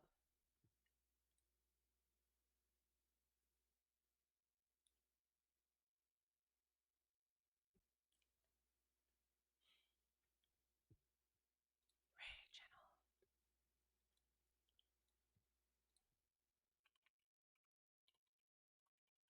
Okay. You were shocked that they let you do some of his work in middle school. Why? That's perfect. It's so fitting. No, parents just heard the name. Oh, very cool. Wasn't until you were born and named that they read his works. That's such a cool story. I love that. Okay. Very cool. Okay. That makes me very happy.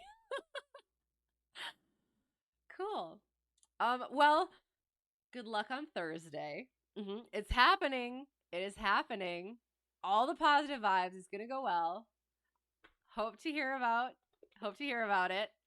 And yeah, to whoever got lost and found their way here or found their way back, thank you so much for being here. Thank you for putting up with this new thing that we're trying. And that, yeah, I think it'll help having a different. Sorry, I have to not. Brain is mush. Um, yeah, having the little ground portion and then me trying to struggle through trying to explain what I'm doing and why and stuff. So I do. I really appreciate you all being here, sticking through it, putting up with me and all of the things. Um, so yeah, I do. I can't say enough how much I appreciate you all. Some of his work is questionable. Fair. Also, he himself was questionable. Absolutely fair. And you honestly do. You find that a lot with um older texts. So that's why when we do reading, I try to like stay away from that sort of stuff, just because it's like I want it to be about the craft of it and everything. So yeah, and for middle schoolers, oh, absolutely. Honestly, I read a lot of questionable stuff when I was younger, just because I read higher level stuff from a younger age, and they don't have a whole lot of stuff at that higher level, um, for that younger audience. So yeah, and then when you do, you try and bring that in, those classics and stuff in at the young age, you're gonna get that stuff. So yeah, I absolutely understand that. But it's an intro to the craft, and hopefully it doesn't come out too much. And yeah, so yeah, okay. I need to go to bed, so we're going to the raid. Have a great time in the raid. Again, thank you for being here. Tuesday should be flying. Next tu- yeah, next Tuesday should be flying. And yeah, hope to see you again soon. Have a great whatever it's going to be for you. And until next time, all of the good things. If I've forgotten anything, I'm sorry. Brain is mush as usual. So great stream, thank you. You allegedly learned nothing. Learned nothing. No, no, no, no. I should probably put a disclaimer at the bottom. I thought that I would say it enough during the stream that it wouldn't that it would be sufficient, but perhaps it would not be. You're going to be busy forgetting things? Perfect. That's exactly what you should be doing. Have fun forgetting things. So yes, have fun in the raid. Again, hope to see you again soon. Until next time. Thank you so much. I really do appreciate it. And bye.